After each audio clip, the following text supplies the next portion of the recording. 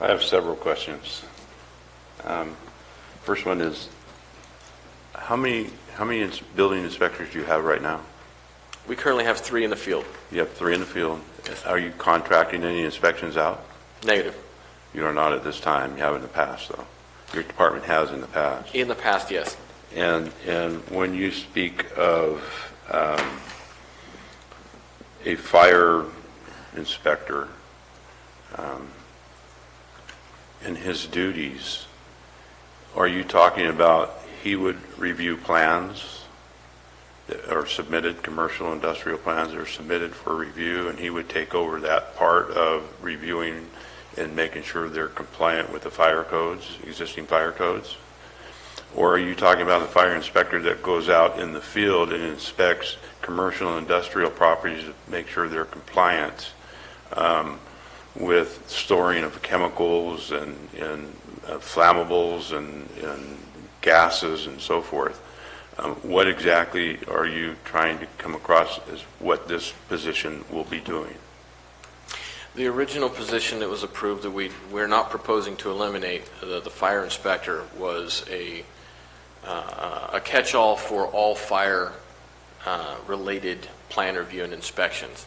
It was intended to be that position, to be the essential go-to. So if plans were submitted to the building department, you'd get a review from plan review, you'd get a review from the fire inspector. Mm-hmm. He'd also do the reviews in the field, do the site inspections. He'd do it all. There's one tragic flaw in that I see, and that is that you only have one, and if he's sick or if he's on vacation, service stops.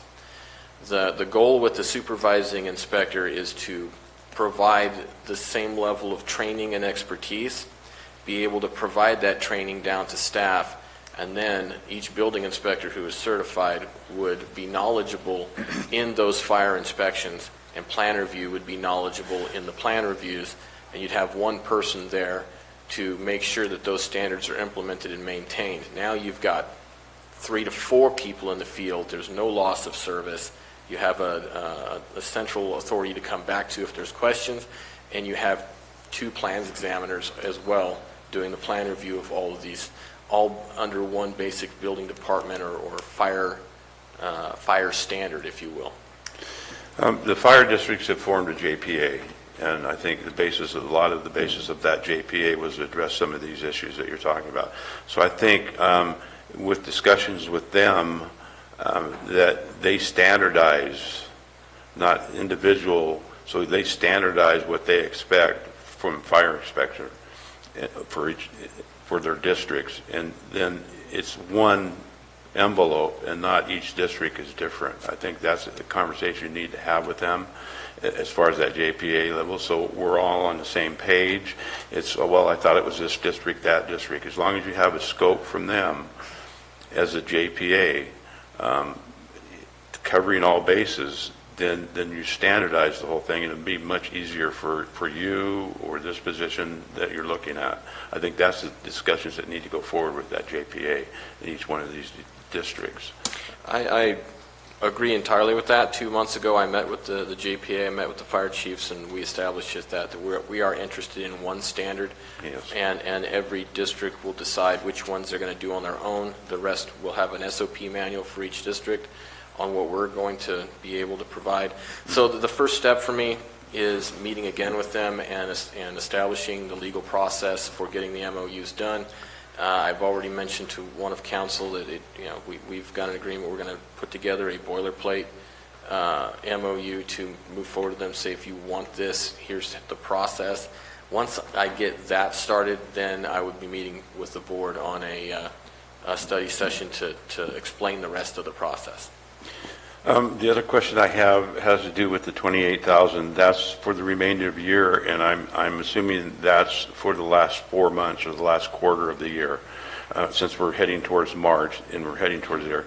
So I'm putting that out, and it looks like over 4 years, over 4 quarters of next year, we're about $112,000, $120,000 for a full year of this position. and Judy, you can correct me if I'm wrong. The other question I had is ideally, your department is supposed to be on its own funding, whatever you take in funds your department. However, because of back in 2008 and the crash, a lot of times general fund was funding those positions. It doesn't specifically say where this money is coming from and who's funding this. Is it general fund dollars, or is it coming out of your department's funding? Okay, so it is coming out of the enterprise fund. In talking with the fire chiefs, there was some concern that, hey, we can't front the burden of this, please don't, this wouldn't be appropriate to bill them. I agree with that. This is a service we're providing to the community. There's already functions in code and law that in the future we will be establishing fees for any services that are moved forward, but it's not charged to the fire departments. Whoever is taking advantage of the service will be charged the fee. Where was I going with this? It is enterprise fund, but the one thing that I did make it clear is that we need the service before we need the fees. We have to get this started. The fire protection aspect is highly important. And I don't disagree with you on that. Very good. Yeah, and I've always been a proponent of this in all the fire departments I've spoke with. Judy, you wanted to? So the position, I did calculate out what is left for the fiscal year, fully weighted, also add a C-step, family coverage, so it is a fully weighted. Most likely, if we recruit, it would be less than the fully weighted. Okay, all right. Okay, thank you. Those are all the questions I had, Madam Chair. Mr. Oliver, I think I'm a bit confused. I thought part of the position, because we had trouble, you had trouble, we did, finding a fire marshal or fire inspector, whatever, that this would be sort of like a dual work. There'd be a supervising building official, and then they would also be doing fire inspector position. Am I missing something here? Because you said earlier they'll be liaison with the fire districts, with the JPA, they'll be doing project review. I didn't see that in the job description. In fact, I didn't really see a whole lot in the job description as it relates to anything doing with fire marshal or... So the job description was written in broader terms so that we wouldn't lock him down into any one specific thing. Inspections are inspections. We have adopted the fire code and the building code, so that allows him to inspect buildings, inspect new construction, inspect facilities as the fire code official. So adding the language acts as the fire code official, gives him the ability to perform all of these duties. And it is included in the job description, the limited plan review, which would include fire code review. So getting back to what Mr. Tuffanelli said, they would be reviewing projects when they came in for Absolutely. fire code. Absolutely. I guess to clarify, yes, their responsibility is to do that work, but they are also going to be training others to do the work as well, so there's no lapse in service. Are they going to be like a dual? They are going to be doing fire marshal work? Yes. The future of this is we have a supervising inspector that bridges the gap between, if we grow further and we need a specific fire inspector, this person will be maintaining, educating, training, providing guidance to any of our inspection programs. So are including fire. you still going to be looking for a fire inspector position? In the immediate future, no. I've talked to the fire chiefs about this, and the agreement was we're going to try this to see how this works. And, we're not going to remove the fire inspector classification. We're going to leave it out there in case we need one to continue to move the program forward. I'll be discussing with the fire chiefs over time, and if it looks like we need to add one, I'll be bringing that to your board to hire that individual.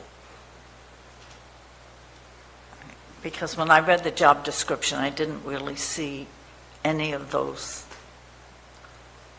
skill sets in the job description, and I felt like what I was hearing and what I was hearing here and what I read, Let me I pull a didn't few see of it. those There out of there was for you. just one part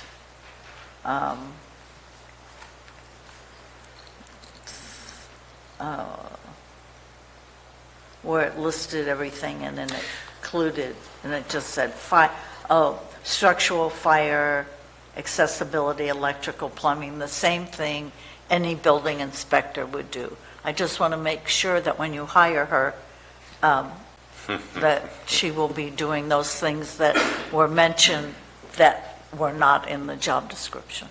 No, by including in the examples of duties, compliance with fire codes, laws, and ordinance. That's fine. I don't want to nitpick on this. It just wasn't matching what I was hearing the conversation today and what the expectation is in terms of the relationship with the fire districts and what their expectations might be. The important component there is the language that acts as the fire code official, because when you look at the adoption of the fire code, it's similar to the building code, where if you adopt the building code, you adopt a position of Right. building official. When you adopt the fire code, you have a fire code official who enforces all of that in the absence of a fire district, essentially. So anything is deferred to us, that individual is going to be the lead. I'm sure she'll do a good job. Is there any public comment on this?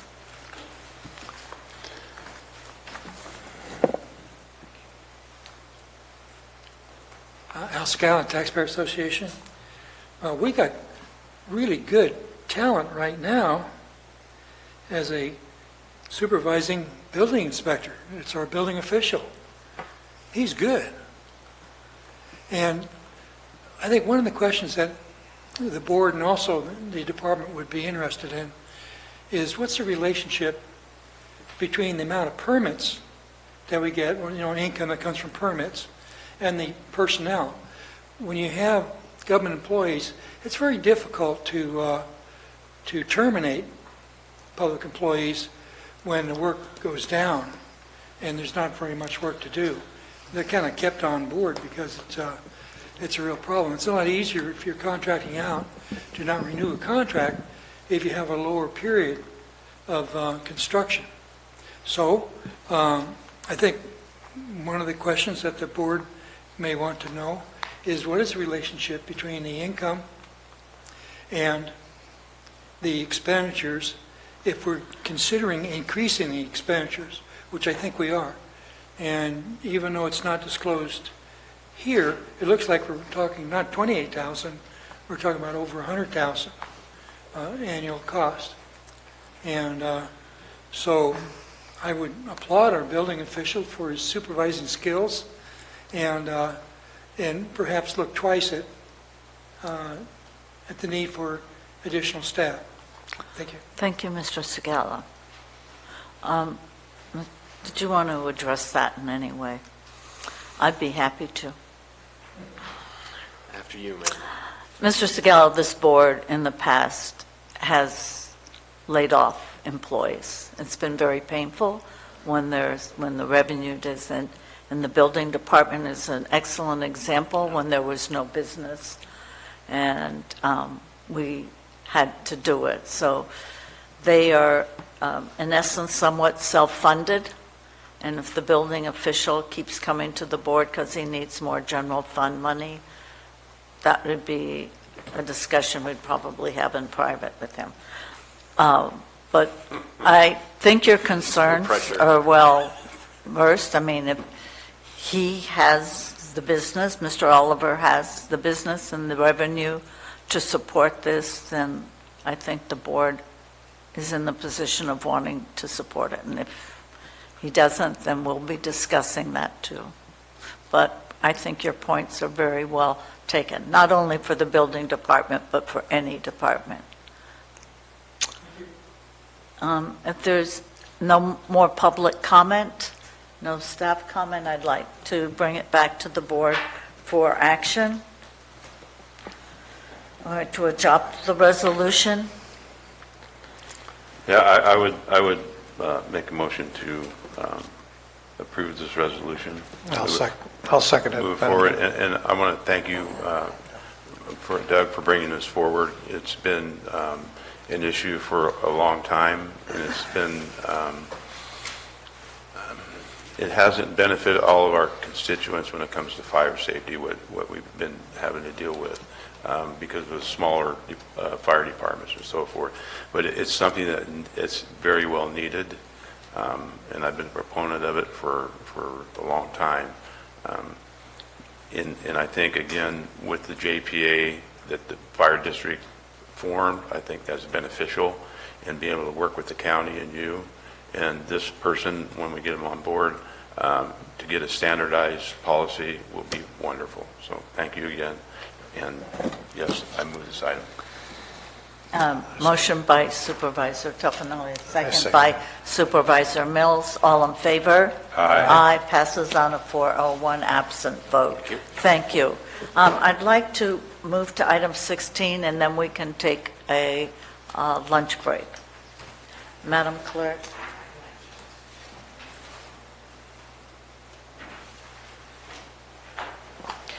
Item 16 is from the Clerk of the Board of Supervisors, the appointment of applicants to serve on various committees, commissions, advisory boards, and county service areas. Today, we have 3 appointments for consideration. The first is for the Air Pollution Control Hearing Board. We have a vacancy for a term expiring 12/31/2021 for a public member, and we have an application from William Cover.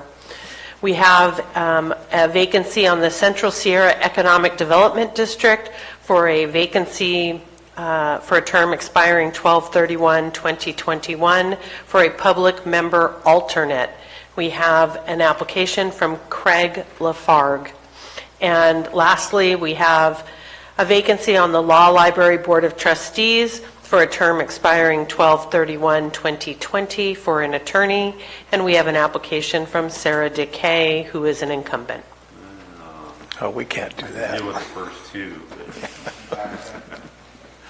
Hey, if someone else wants to take all the minutes and deal with the law library board, they're welcome to. Okay. Are you in a conflict? No, she's not.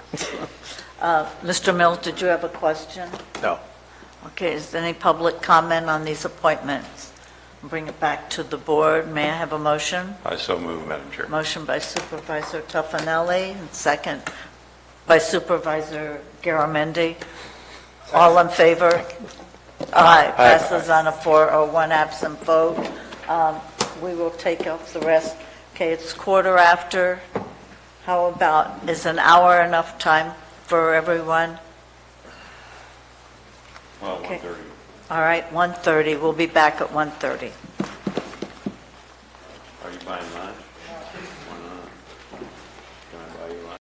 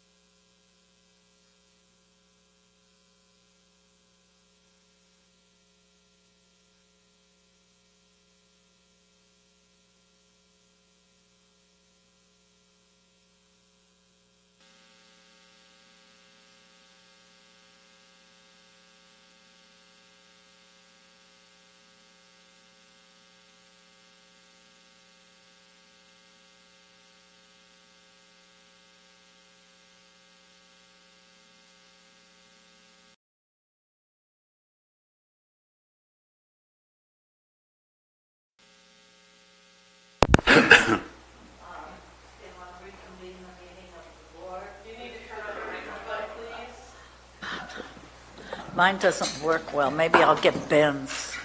Or maybe I'll get Dennis. He talks a lot, so he knows how to push it on and off.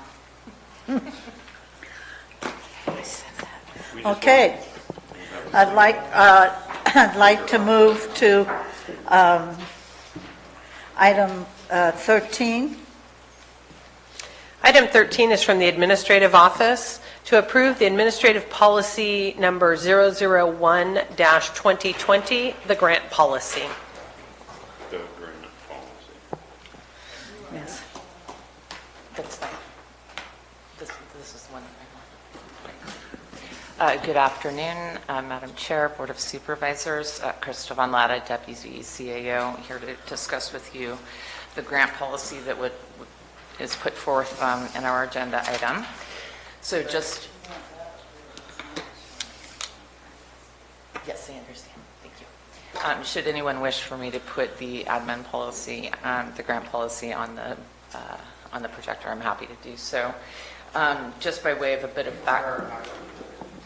So, if anyone would like me to put it on the screen, I'm happy to do so. I hadn't intended to go through the policy page by page, rather just give an overview.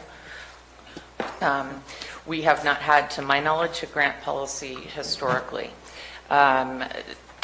Smith & Newell, our outside auditor, as well as the grand jury, have both noted for the last few years at least that this has been a deficit and something that we need to correct in the county. As such, we solicited information and buy-in from departments with respect to what they thought of our proposed policy, and then incorporated their feedback. We had selectively deployed it to certain fiscal staff and department heads who have a lot of engagement with the grant process through their ordinary business operations. We addressed their comments, and we believe that they are supportive of this policy. Our goal with respect to the policy was to lay out the ground rules so that everybody knows what they are, document the process that we would like county departments to use throughout their grant writing endeavors, simplify the process both for departments and for the board so that it can be as efficient as possible without undermining the board's authority with respect to personnel, monetary matches, and the like. And then to just generally cut down on the number of items that go to board.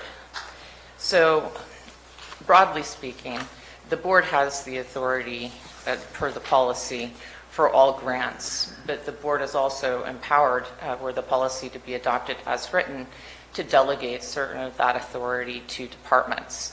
So, for example, so long as there is no mandated personnel, additional position, or county match or other county funds required, department heads would be authorized to make any grant application up to $50,000. Likewise, with the authority or with the approval of the CAO, also delegated authority by the board, the CAO would be able to accept, based on a memo from the department with 5 days to refuse, but that $50,000, up to $50,000 worth of grant funds, without that grant ever having had to go to board. We would see this as a tremendous efficiency with respect to many of our smaller departments who have ongoing $5,000, $10,000, $15,000 grants annually that are all different and take up a lot of the board's time and department time in preparing those agenda items. So the exception to that would be any grant that requires personnel or additional funding of some sort. Those would all have to be accepted by the board in any case, unless what the department does is choose to opt for either a limited or a full delegated authority under the policy. And where we would expect to see this is where departments on the blanket authority, as it's referred to in the policy, this is where departments that have ongoing recurring grants could come to the board, lay out those grants, lay out if there were to be a county match, whatever those caps would be in a 1, 2, or 3-year period, and request that the board delegate its authority to continue to sign amendments, to accept the funds, to make the applications for the grants, et cetera, during that window, so long as the authority that's delegated in their initial request agenda item is not surpassed.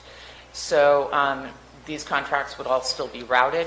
That agenda item delegating such authority would have to be approved by the board.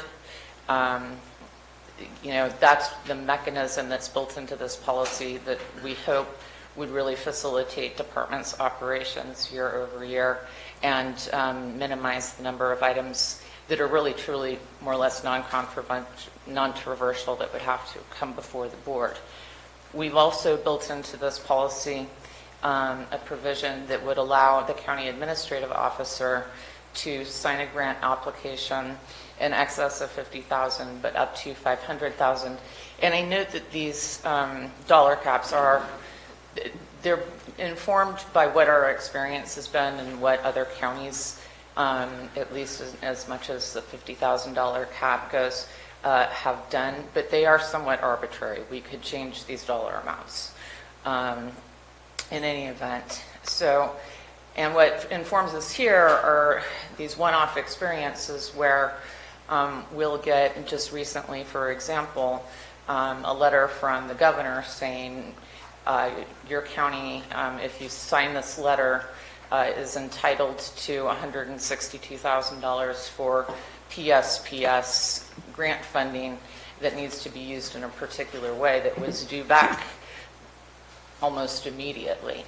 So this provision is intended to give the CAO the authority to sign off on those semi-regular, probably, I mean, not totally semi-regular, they're more or less one-offs, but to be able to get that going, and still with the understanding that the CAO wouldn't obligate the board to a county match or additional personnel. Maybe CAO would only have the authority in that case to make a grant application that would still be required to come before the board if there was a county match or personal mandate in it.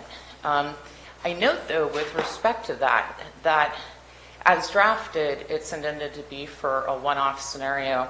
As a practical matter, the board could just choose to say, well, that's actually fine with us if the CAO wants to sign off on grant applications for up to $500,000 with the understanding that they would have to come back to board in order to be accepted. That would be within the board's purview, and we could change, for example, the caps in this document to reflect that. I note that nothing in here would change the reality that any appropriation increase and any revenue increase, in order to be budgeted, either has to be budgeted through the ordinary budget process or would need to be brought as a separate standalone agenda item. For example, some of the changes that are included in the mid-year budget are additional grant funds that have been otherwise approved. For example, the economic development item that you heard earlier today. That said, that's still completely and totally within the board's authority, and it would be up to the department to determine whether to do it at mid-year, the standalone item, or in the recommended or final budgets over the summer and early fall. Does the board have any questions? Any questions? Mr. Mills? I do. Page 158, Krista. 158, this would be H, General Grant Management, H. It says tracked by JL in one solution, but I can't find anything else previous to that in the document of what a JL is. A JL is a job ledger, and a job ledger would be used in a budget unit where For example, the OES main operating budget, as opposed to being a standalone budget unit like we have in certain of the Sheriff's Department funds, where the entire org key, or budget unit, as the board is typically refers to them, you would have that one grant associated more or less with that one budget unit, and then maybe some general fund monies in that budget as well. Where we would expect to see a JL is in a budget unit that has more than one restricted funding or grant funding source, and then we would have those funds tracked to that job ledger behind so that we can easily go back and audit on an ongoing basis year over year. I was just for clarity asking that the first time that the acronym be used, that it be identified, just makes it easier in the system. Okay. So we don't come to that, any Understood. false conclusions. Apologies. Okay, thank you. Any other board comments at this time? Does any staff or member of the public want to comment on this grant policy? Okay, I want to bring it back to the board. I have, on all grants, in this, with this policy, does it still go to the auditor before it's signed off by the department and/or the CAO? So that's interesting. Are you referring specifically to the recommendation that we received from, I believe, Smith and Newell? We had that conversation. Administration and the auditor controller specifically discussed that it is not feasible for the auditor controller to sign off on every submission that is made to a funding agency, and we determined not to make that recommendation in this policy at this time. So unless the grantor says it has to be accepted by the Board of Supervisors, then this will lie with the CAO and a department head depending on the dollar cap, correct? Depending, yes, it's most certainly nothing in this policy is intended to circumvent grant guidelines, applicable law, et cetera. And within those caps, yes, it would either be no grant could be accepted without the authority of at least the CAO up to $50,000. Right. They would still need to go to the board with respect to the budgetary ramifications of that. So most of the grants come to us as giving a department authorization to apply for the grant. In this case, that doesn't have to come to us unless it's required. If it were required by the grant, or whatever the funding agreement is, then it would need to come to the board. If it were over $50,000, it would need to come to the board, Right. with the understanding that in certain instances where business demands it and it's not reasonably practicable to get to the board, the CAO could make those, sign those applications. But nothing in this policy, unless it were under the blanket or the limited authority that were a board agenda item and delegated in that item, would allow a department to sign off or accept any grant that had any monetary match or requirement for additional personnel attached to it. Part of this process is accepting the grant. That's right. The second part of the process is, okay, we've got the grant. And it's a very cumbersome process. I really like this. Thank you very much for doing this. My A pleasure. lot of time goes into, I keep thinking, why are we doing this? I mean, I support what it is. I would like to at least maybe if you could just put a mental note or a sticky note in a year to come back and let us know how the process is working. Absolutely, and I should have mentioned that in the presentation. We understand that this is a jumping off point, and there may be something that we simply did not foresee or that would be an easy tweak that we can recommend, so absolutely. The only sort of downside I see is then we really are out of the process of knowing what departments are getting grants for. So sometimes we see that they're going to apply for a grant for a particular project, and God, that's great. And so we kind of miss that interaction of knowing what is it departments are wanting, what are the programs that are coming, that are being funded.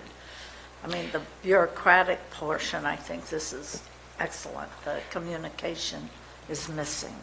No, I'm sympathetic to that, and that's the type of delicate line that is difficult to wash when it's difficult to thread sometimes when drafting a policy. I don't think that we are suggesting, certainly if there were something, even if it did fall within the under the $50,000 cap, that would preclude a department from having that conversation with our office and asking that they bring it before the board, or maybe just as an informational item, bring it as a quick announcement or in a staff announcement at the beginning of the meeting. I also note that many of the larger initiatives will certainly fall over the $50,000 limit, and in that case, they would be coming to board anyway, as certainly if they have a county match. But so I don't know. We'll have to see, and if it's an issue, we can address that. It would be easy enough for us to have a log and either bring it back monthly or quarterly to show the ones that have been approved within the policy, just so there's a record of the board having viewed them and seen them. If we could put it on a consent item, and if there's any questions, it could always be pulled, as we always do. Otherwise, you're just regularly getting an information item that tracks them. And just to also, unless the grant funding is already as part of budget, you're also going to need to see it, or in terms of actually allocating the grant funding, that's something that generally always is going to have to come back to you. So you'll see it on that end at least. Mr. Tupperman. Yeah, the way this is written and the way it is, I can't support it. The $50,000 thing for departments, the way I read it, if it is over $50,000, it doesn't necessarily have to come to the board. It can go through the CAO with his approval, up to $500,000. That's where I have an issue, is $500,000, and it may not require matching funds by the county. But depending on how that grant is worded, if you don't spend all of the money or you don't use it properly, then the county is on the hook for any money that was spent out of that. I think it's our duty as supervisors to stay on top of all of the money and issues that are being done here and what the grants are. When the grants come before us, I read the grants and see what the perimeters are in it and what it entails before it comes to us. And us being sucked out of the loop virtually, because I don't see a lot of grants over $500,000, it takes us completely out of it, whether we're going to get a quarterly thing on it or not. It's already been expended. It's already been signed. It's already been done. And I don't think that's correct. And I just shudder at something up to $500,000 not coming before us, but until something's already gone wrong with it. And we've expended the funds, and now we're being asked, budget-wise, to take out a contingency or whatever to pay back funding or whatever. I'd like to know where the county is at all times, monetarily-wise, and where money is being spent and money being brought in, and what those parameters are. So I'm happy the way it is right now. I'm happy them having to bring grants to us for our approval so we can see and understand exactly what we're getting the county into. So, if I may, just would like to point out that certainly the $500,000 number can be adjusted. And secondly, it would not be possible for departments to budget a $500,000 grant without board authority. So even though those funds would be accepted, there would be no appropriations made with respect to those funds until the board were to act, either through the ordinary budget process or in standalone agenda items. And I fully understand that, but the process has already been done. The way it's done now, it comes before us, and we can have a discussion on it, and we can see it before, and that's what's being taken away here. That's, the process has already been done, the money's been awarded, you're just waiting for us to appropriate it. And then if we don't appropriate it, depending on what the parameters of that grant are, we could be on the hook for some of that money. And you know, some of those grants are depending on expending that money within a certain amount of time on certain things, and I, for one, like to see and be able to read what those parameters are before I agree to it. I think that's the job of a supervisor. That's what our mainstay is. So that's where I am on this. I guess I see it differently. You know, they come, can we apply for the grant? Yes, you can apply for the grant. Then they get the grant. Well, can we accept the grant?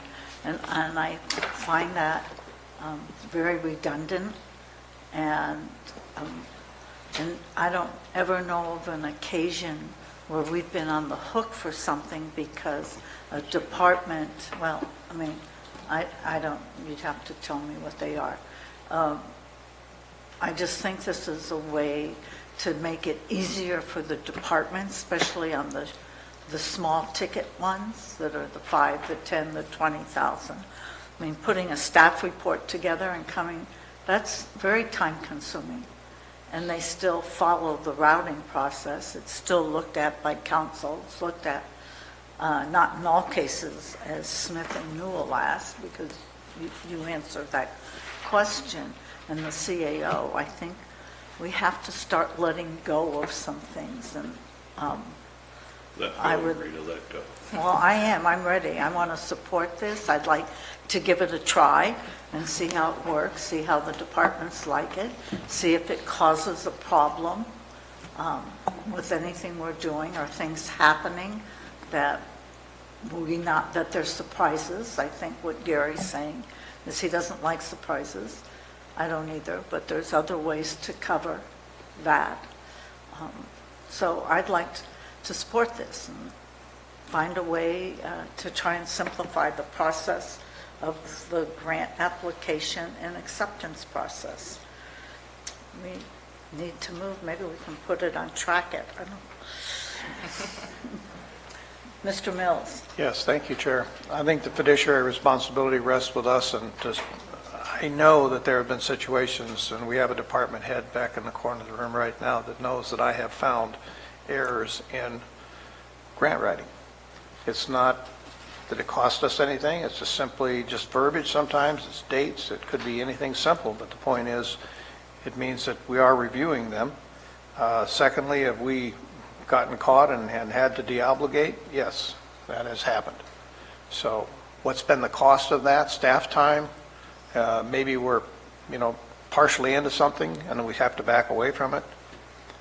I have a concern with removing this piece from our view, and our fiduciary responsibility is, we generally are going to create an obligation whether we like it or not, simply by applying and saying to another agency that we have the capacity and the ability to do something in exchange for a certain amount of money.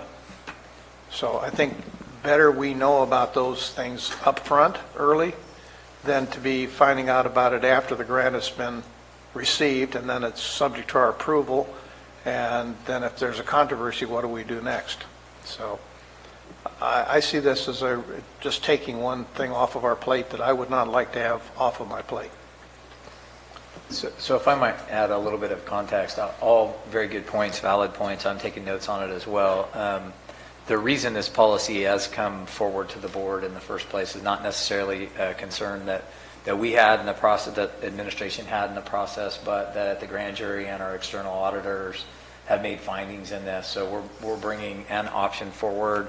If we're as narrow as the Section 2 with the high dollar amounts and we just go down to the smaller grants, that's an option too. There's ways we can modify this to close it down a little bit. But most importantly, we were trying to create the opportunity to meet the requirements of the grand jury and the external auditors by bringing it forward and at least starting the discussion on how we might not only meet their requirements, but also help streamline some of the process with the board as well.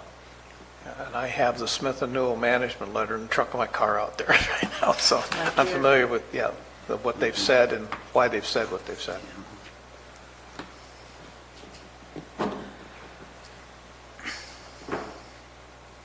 I guess we'll all weigh in. I'm in support of this policy. I think I'm willing to give it a shot or a year, hear how it works. If it streamlines things, I think sometimes as a board, it's awfully tempting to have our fingers in absolutely everything. And it's going to take some discipline on our part. So I'd be in support of this.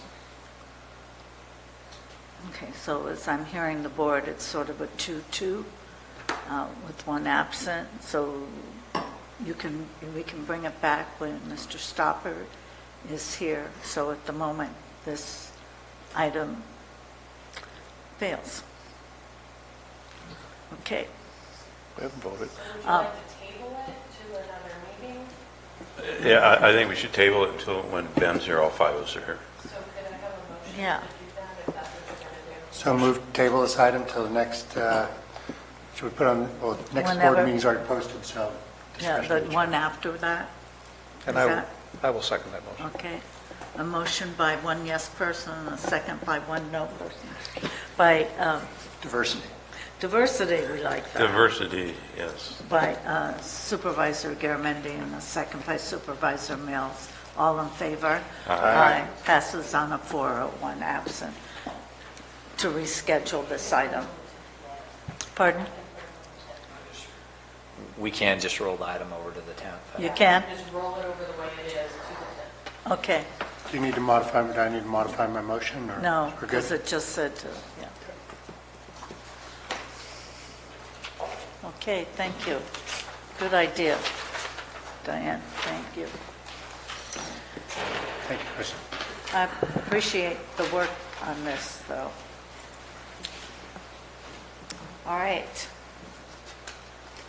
Let's go to item 17. Item 17 is from the Administrative Office to receive the fiscal year 2019-20 mid-year budget report, approve the mid-year budget adjustments included in attachments A and B, and approve the mid-year capital assets list included as attachment C. Requires a 4/5 affirmative vote of the board. So this item is an item that consistently comes this time of year before the board, as you are aware. I'll provide just some context here real quickly, that this mid-year report is very consistent with what we brought in the final budget in September.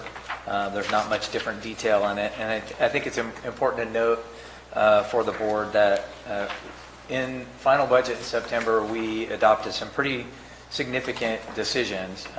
The first of which is that we've had successive years of deficit budgets that have been approved by the board. In this particular budget in September, we adopted our policy minimums for reserve and contingencies, and those were really based on the practice that we had changed with our disaster budgets and the revenues that had been carrying over year after year in the disaster budgets. And then ultimately, we adopted MOUs for our collective bargaining agreements that weren't accounted for in the September final budget. And those are important because those are significant policy decisions that have essentially put down the footprint for our budget. And while our fiscal outlook is pretty good in the fiscal year, our revenues are looking strong, and for the most part, we have good news to report. The decisions we made in September will continue to influence not only this year, and no enhancements in revenues in just 6 months are going to erase the significant policy decisions that we've made. So the mid-year budget is really written, or the report is really written around being very conservative, and you'll see that there's very few additions being made in it. Krista will provide all the detail, and I'd like to extend my appreciation to her for all the work that she's done on this. As you know, our office has had quite a bit of resignations, retirements, and transitions, so we're all picking up different duties and responsibilities, and Krista has stayed fast on the budget and put together a detailed report for you here, and I'll turn it over to her, and she'll hopefully have a presentation to be able to... Could we just take a minute to get the PowerPoint up? Would that be all right? Thank you.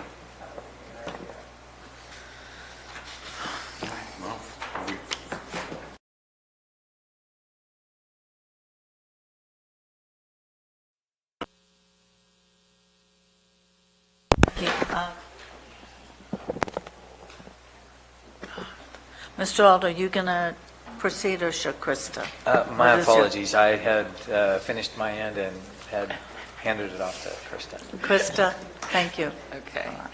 All right. So just a brief overview. We'll go through a brief summary of the expenditures as of December 31, 2019.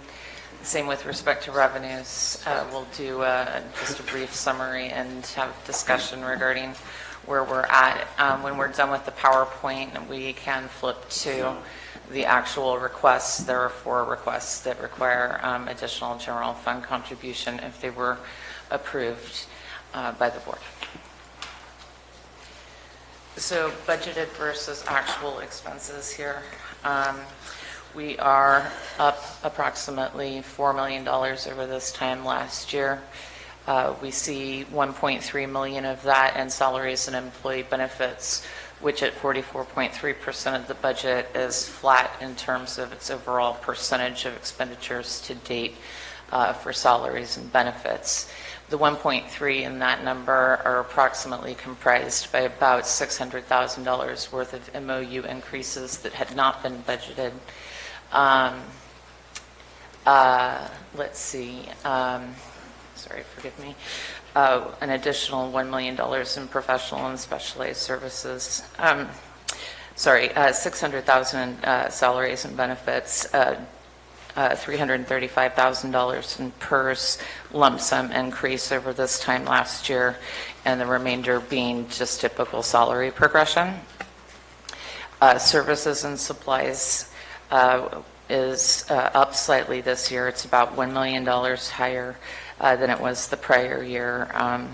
We are still in line with historical years where, with the exception of 2 years ago where it was substantially higher, this is more or less consistent in terms of a percentage of our overall budget. We've got an increase in about $500,000 in capital asset expenditures and $500,000 in operating transfers out, which is largely in our county contributions budget, and that was as a result of increased TOT and other transfers out with respect to our MOEs over last year. This is just a visual depiction of where our general fund monies are going. So salaries and benefits, as with every year, our largest set of expenditures, 44.3% of budget. We discussed services and supplies as well as our second largest category. In terms of salary savings, we've had a lot of discussion about this in prior years and recently as well.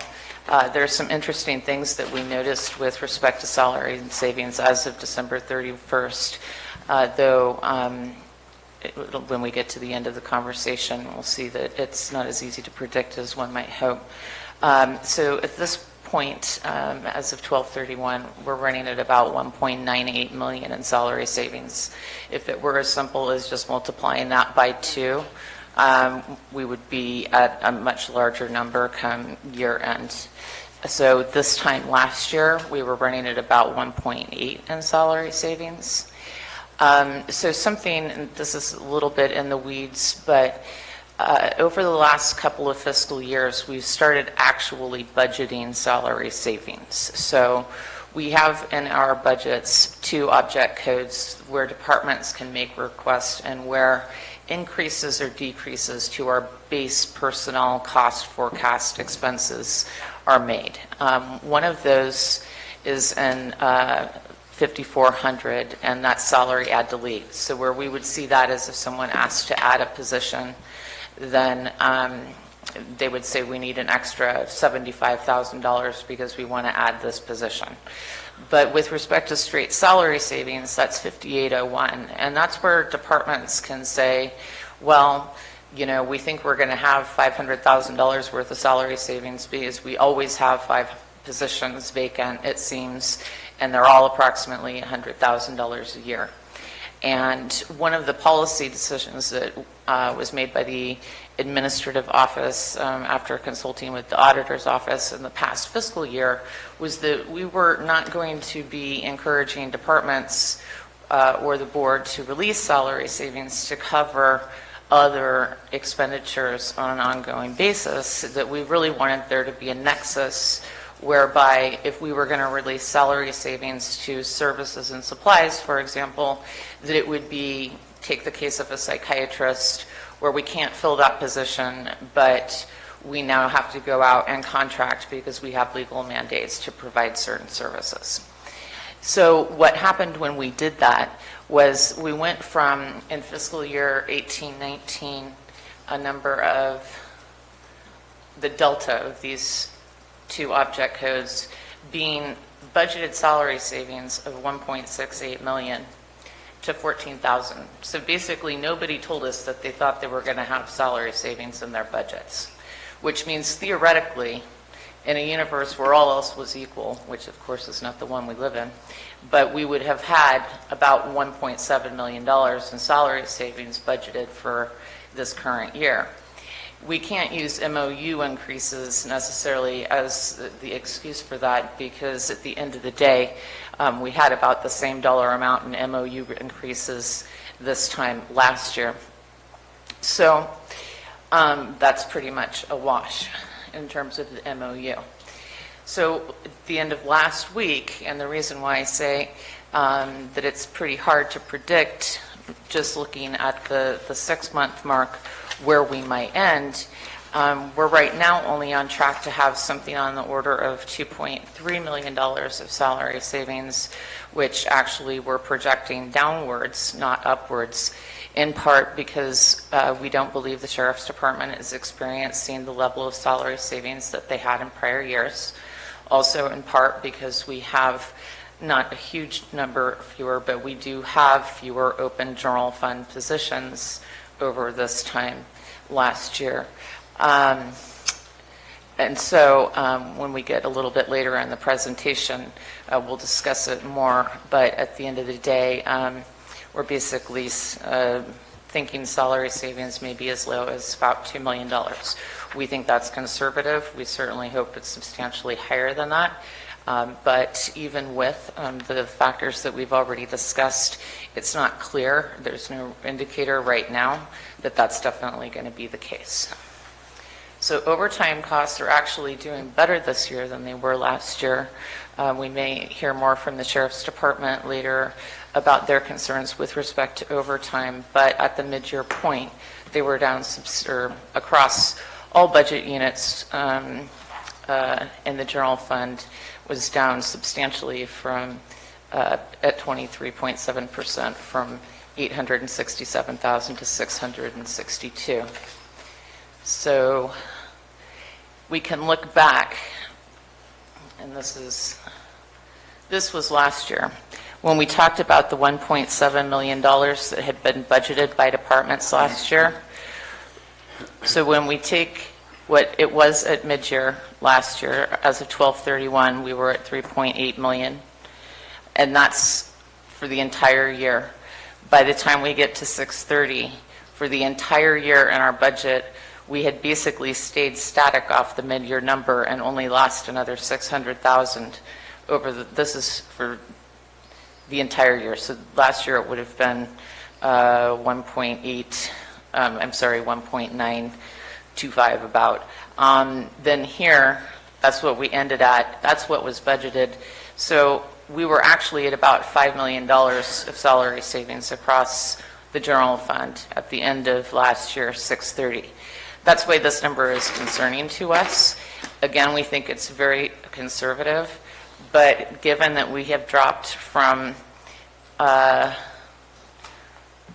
this to about 2.3 just in the space of a couple of months, we're very concerned that we want to project anything higher than this.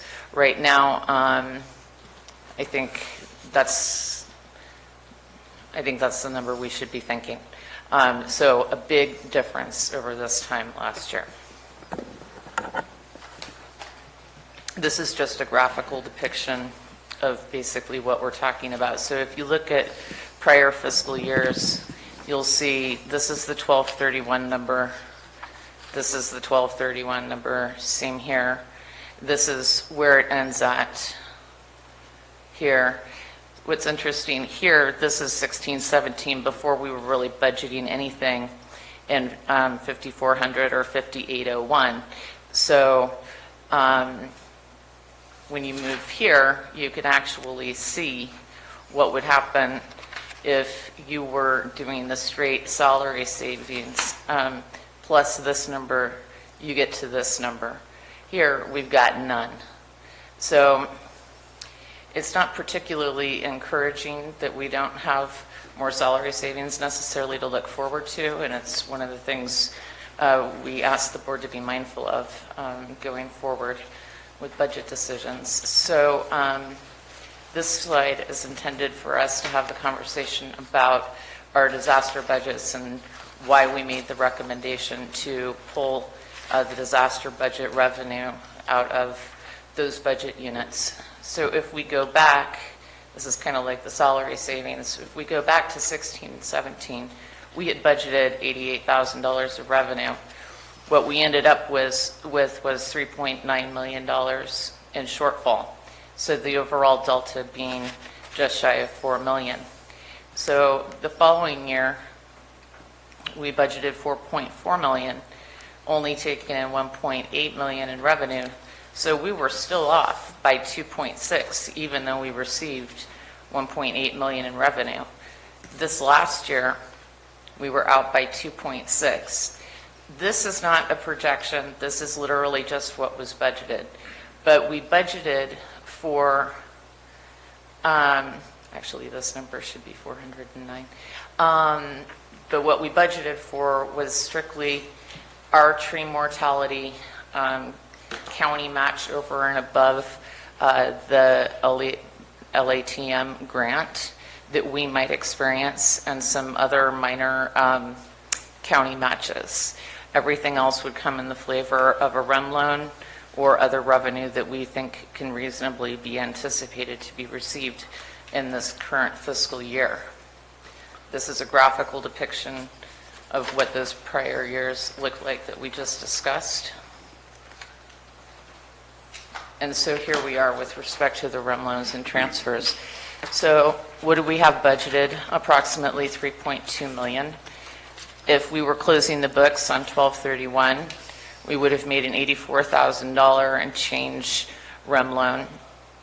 If you recall, at adopted budget, we budgeted, well, actually, that action had initially transpired in August of 2019, but we continued to recommend and did ultimately the board approve a $448,000 tier transfer into one particular budget unit.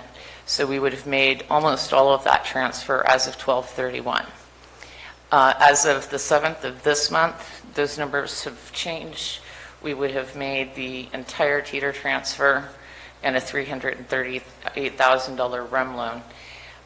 We expect those numbers to change as Public Works largely and their contractors move forward with the projects that they're working on. That said, we may receive offsetting revenue prior to the close of the fiscal year that would affect whether we needed to make any of those REM loans, for example, or needed to unwind part of the teeter transfer that we may have had to make at some point.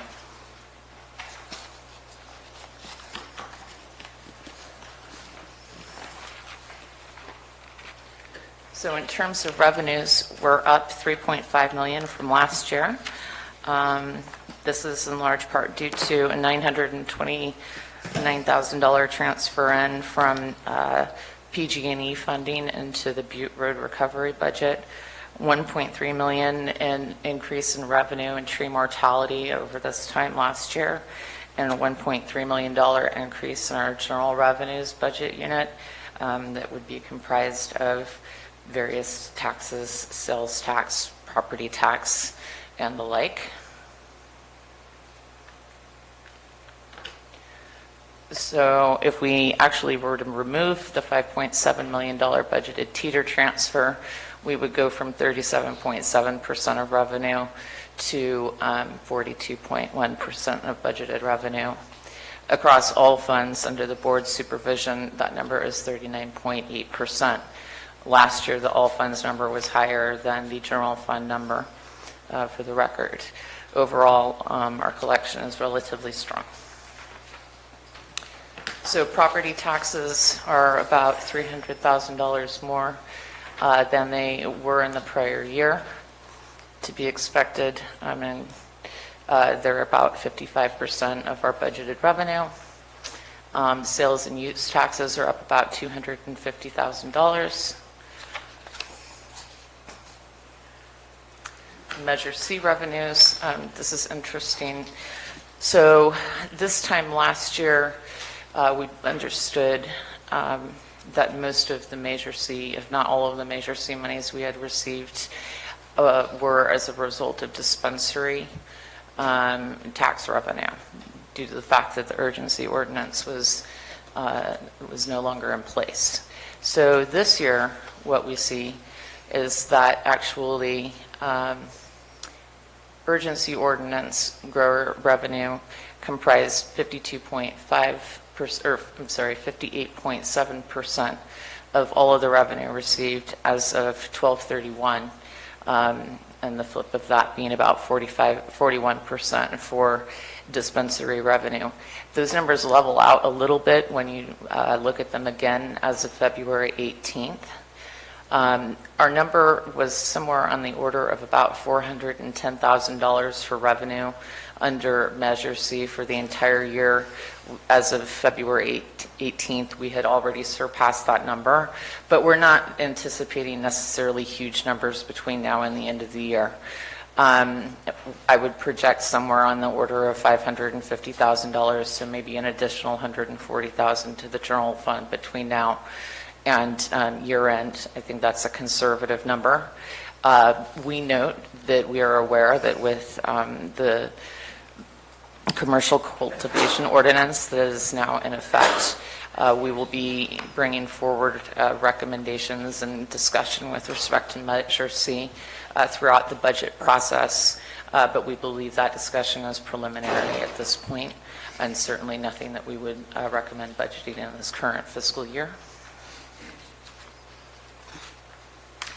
So to more or less sum it up,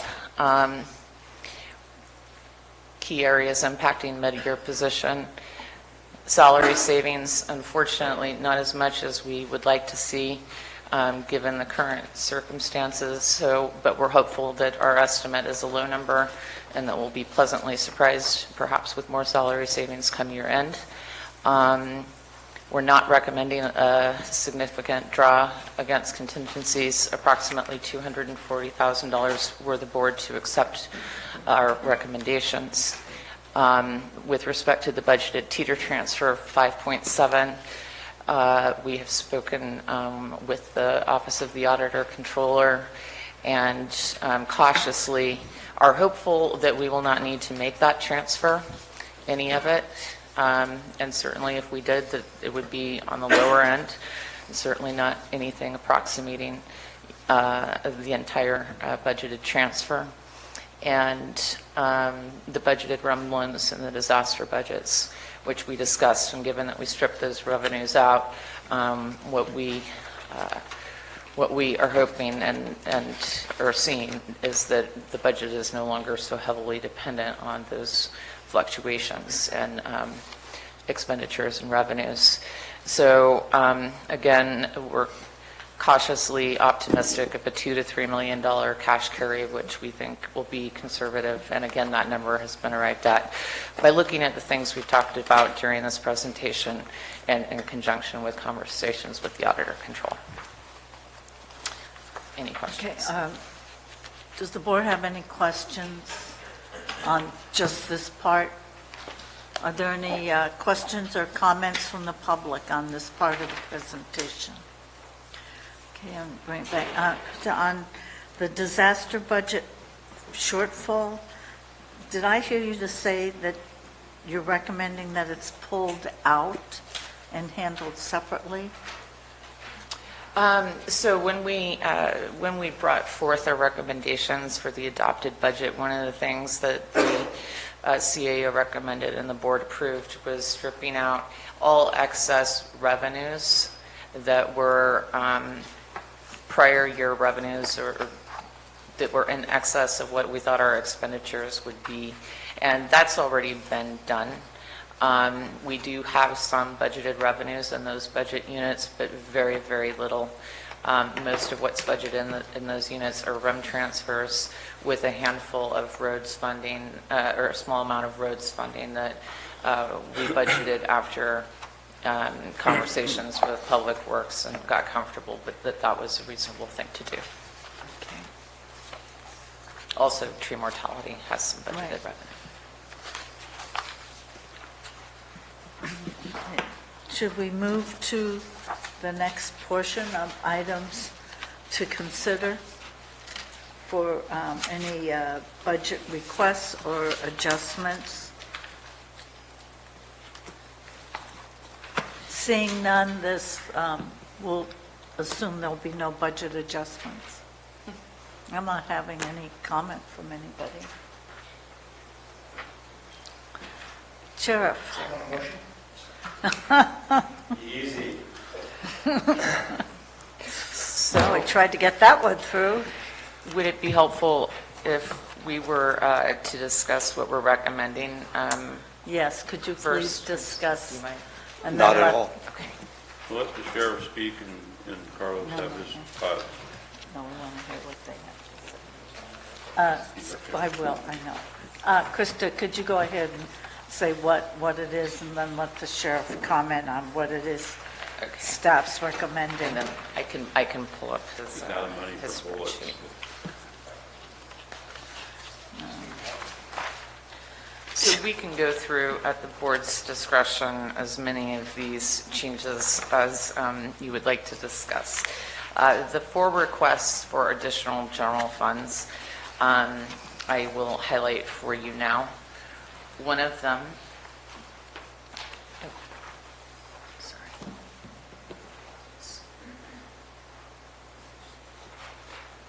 Okay. So here we go. And I apologize, this is a little difficult to read. So this is our animal services budget unit. We're requesting an additional $58,000 to cover the shortfall from the approximately $75,000 that they have unexpectedly expended so far this year due to the horse rescue. So in addition, the Environmental Management Agency went through its other budget units and found economies anywhere they could. So they found $1,600 in environmental health and some additional funding, but it still, that would feed back into that $58,000 number to try and help offset it. And you can see what other expenditures in their budget unit they've reduced in an effort to absorb the $75,000 that they have basically expended in this budget unit. In terms of the contract we were talking about earlier and available funding, that contract's a 3-year contract. Right now in services and supplies as of this date, Animal Services basically has very little funding available. However, most of the expenditures have been paid on the horse with respect to that contract. So this time last year, they had on the order of $92,000 in their budget unit, but they still closed out the year with more than $43,000 in general fund monies available.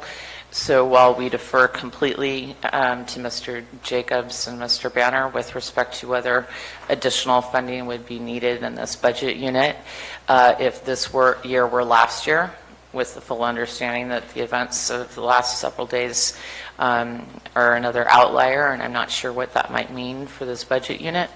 But at the end of the day, this would have been a more than sufficient number to carry them, this $58,000, until the end of the fiscal year. So our second request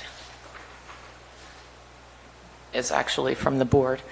And so although the board had no control over the issue at hand. So if we look here, we see that there is a $16,000 request for group health insurance.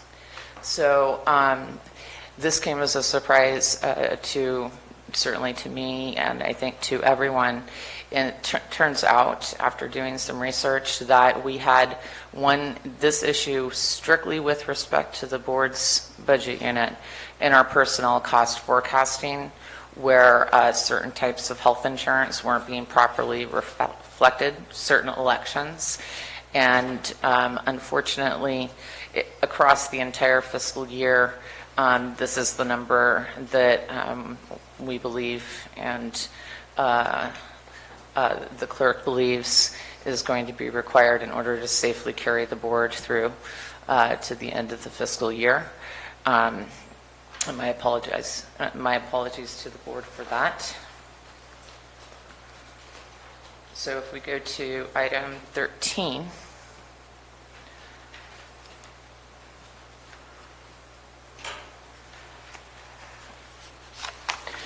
this is $5,530. This is a request for general fund contribution for the Butte Tree public budget. In this instance, what happened was the Auditor Controller's Office identified a prior year billing issue, and instead of being billed to this budget unit, it was billed to a different budget unit. And so this is part of an effort on behalf of the Auditor Controller to clean that up. We understand that process is ongoing in their office. This is the adjustment that we're requesting now. And then last but certainly not least,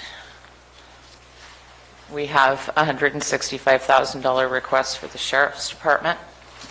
So I'll pull up for you in a moment what the Sheriff's, kind of their highlight is of their requests. We, given our current financial situation and minimal contingency, did not recommend several of their requests, but the two that we are recommending are $55,000 for, so the $55,000 is what they would receive for revenue towards an F-150 that was wrecked in September of this year. They're requesting an additional $21,000 that would be the general fund contribution in order for them to fully replace and outfit that vehicle. That vehicle is also included on attachment C, capital assets list. Also included in their capital request would be $144,740, which you may recall was for vehicle outfitting from 18-19 that they expended from 19-20 funds. And back in September, when we went through the budget process, we agreed that we would revisit this at mid-year. And so we bring this forth as a recommendation to you now. And additionally, it's the $21,000 and the $55,000, all told $76,000 for the F-150 that was totaled back in September. So those are all of the general fund requests that we are recommending across all departments that would require additional general funds. And the total draw would be $237,683 after other funding is considered. Attachment B pertain to a request that pertain to non-general fund departments and or special revenue funds, and attachment C is the updated capital assets list. I'm happy to discuss anything else on any of these attachments that the board might wish to. And I can also pull up the sheriff's overview when the board would like to see that.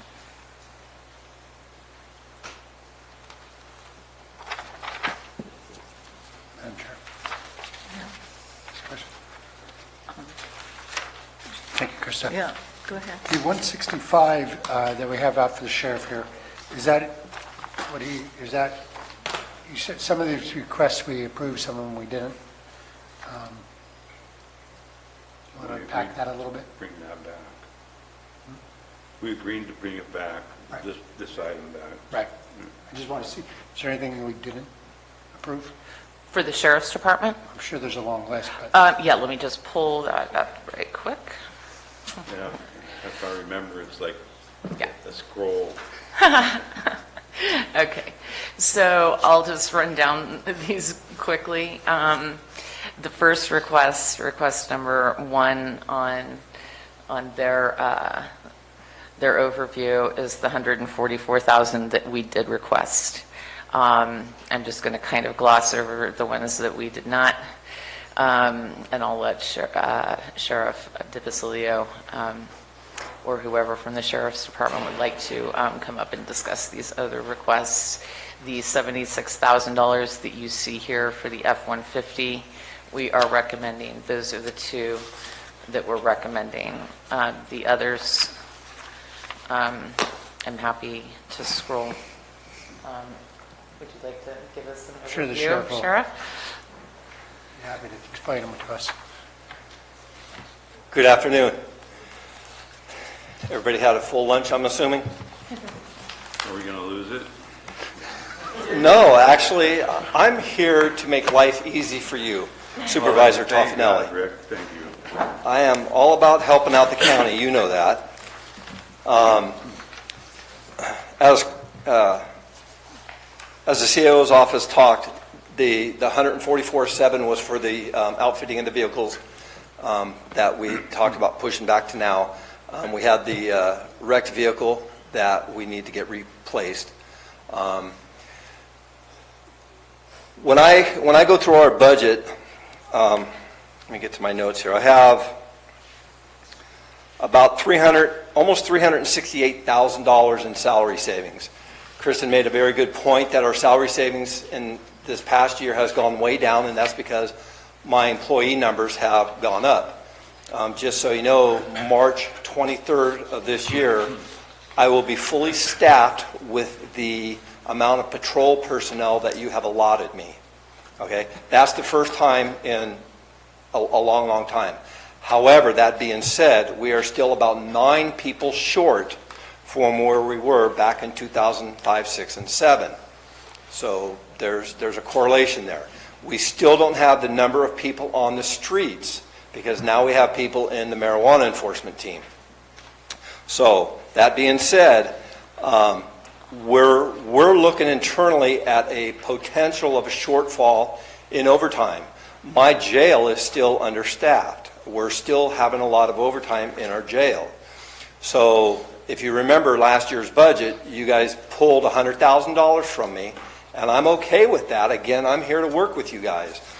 But out of that $368,000 that I have in salary savings, I would like to pull a couple $100,000 of that and transfer it into my overtime budget so I don't have to come back and talk to you folks again about overtime.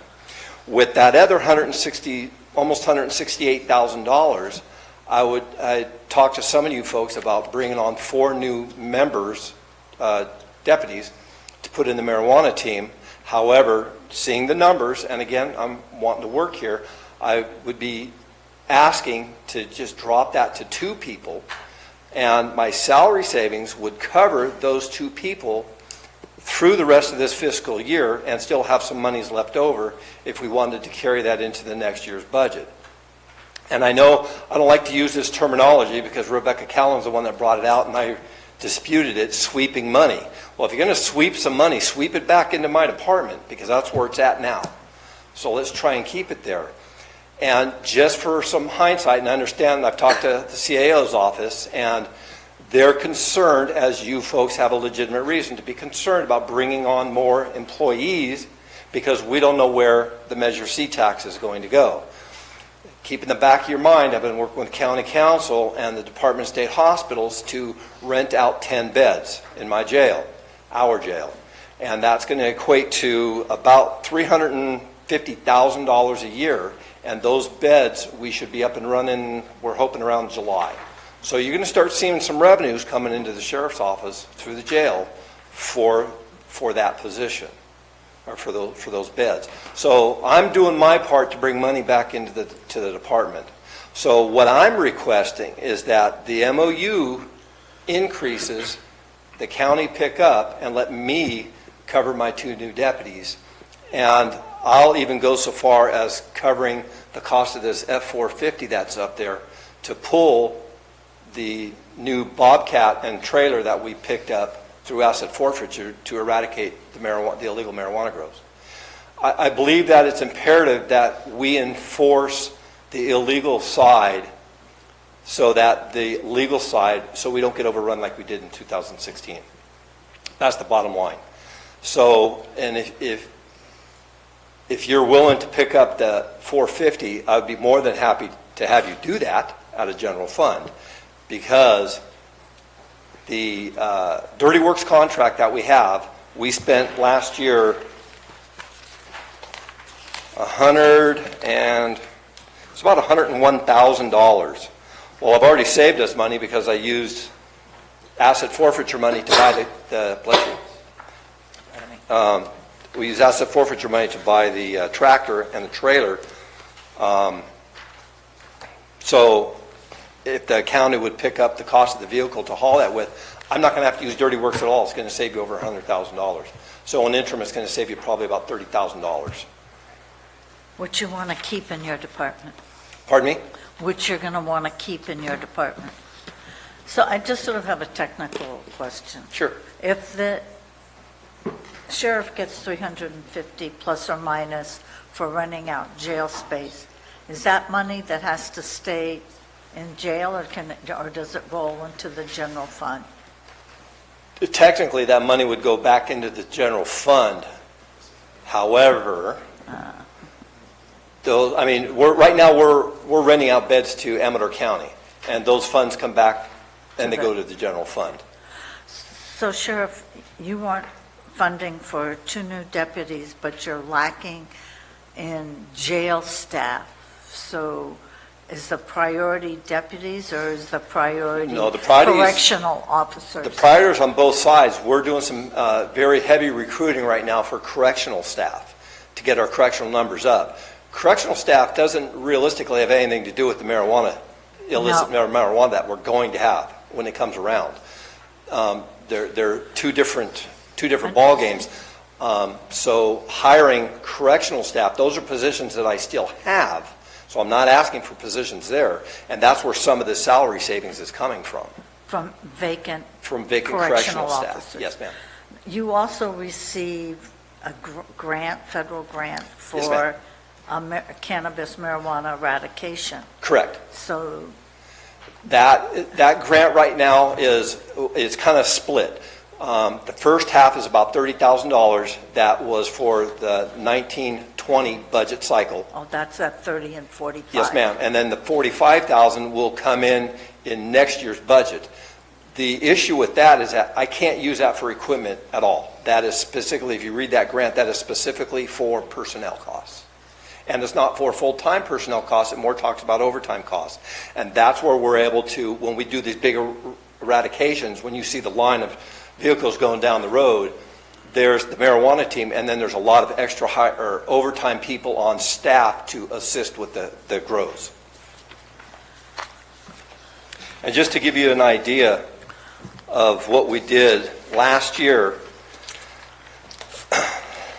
we did a total of 76 grows, and out of that, 67 of them were outdoors.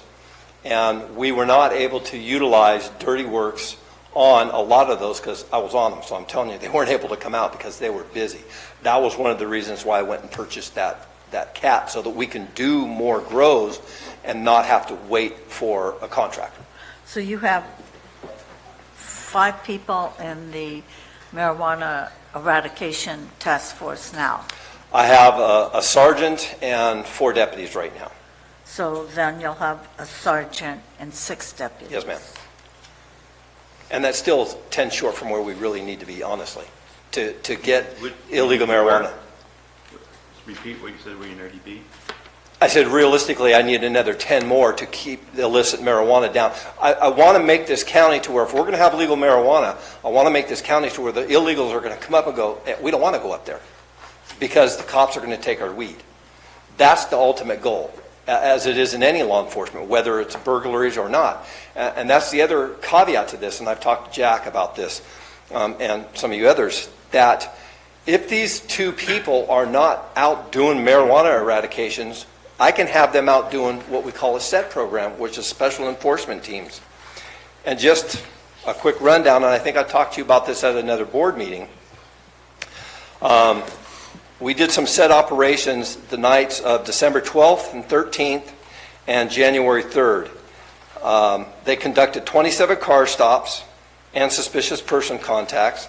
They investigated 7 suspicious vehicles and conducted undercover surveillance. The special enforcement resulted in pulling 47.5 grams of methamphetamine off the street, 8.5 grams of marijuana. We made 10 arrests and seized 4 vehicles. So they're able to do something because we have the people and the personnel to do it. So we're starting to get back to where we can keep our community and your constituents safer. All I'm doing is trying to enhance that. And I'm trying to use the money that you've already allocated me to do that with. Why, Just because. because he's the sheriff, why that task force versus additional deputies on the street? You know, another... Because those are not on overtime. So now you have people that are doing stuff that is not on overtime. So we can do them more often. But the overtime, again, is limited because we only have so much funding in overtime. So if I have people that are fully staffed, they can be doing that all the time. Again, they could be doing marijuana and doing the SET stuff. That they'd be dual sport.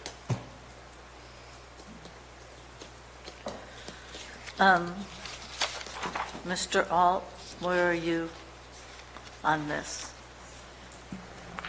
Well, the sheriff and undersheriff and his staff and I, Krista, have all met. They know that we support heavily the concept of mating up the regulatory program and strong illicit enforcement. So from a philosophical perspective, I support the need for the deputies to be on the illicit enforcement. We want to bring all of this together to where our regulatory program has an opportunity to succeed. So their enforcement is really beating back the illicit side of it.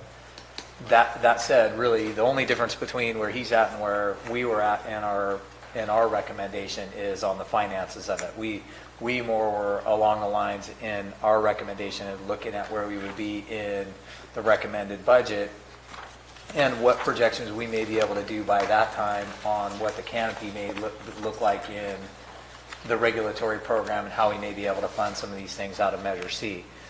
The issue with that is I'm looking at fiscal year and he's looking at grow year, frankly. Our fiscal year doesn't align with the illicit grow year. And so I understand, the differences in his points and mine. My responsibility is fiscal, his is obviously law enforcement. So we're about 6 months apart on being able to mate up the recommendations. I wouldn't panic if the board voted one way or the other. We can support the idea, and frankly, and the sheriff's office knows this, that we'll be making every effort that we can to try and find resources for them for, addressing the illicit growth. So, I'd like to be more distinct than that. We put forward our recommendation, but I certainly wouldn't be panicked if we extended a little bit. And frankly, when we make our recommendations, we know there's always challenges that the board is going to face in making the decisions, and we'll work to take care of those if the board makes a decision to support the sheriff. I mean, this is in a 6-month review. When we go into regular budget, he's going to be back here again asking for 2 more, 3 more, 4 more, 10 more. Well, we positions. know that's his MO. I know. We do expect that, but by the same token, where we are aligned is that my goal for the regulatory program, and frankly for our citizens is that we put as much effort and resources as we can onto the illicit side. It's the only way that we see together that we're going to be able to have a strong regulatory program. And now we get to talk about the program in whole and how we can partner together as opposed to it just being regulatory or illicit. And we're really trying to come together on that. I mean, I don't think we should just say Measure C. Measure C revenue is just another TOT for the county. It's not allocated, it's a general fund allocation. True.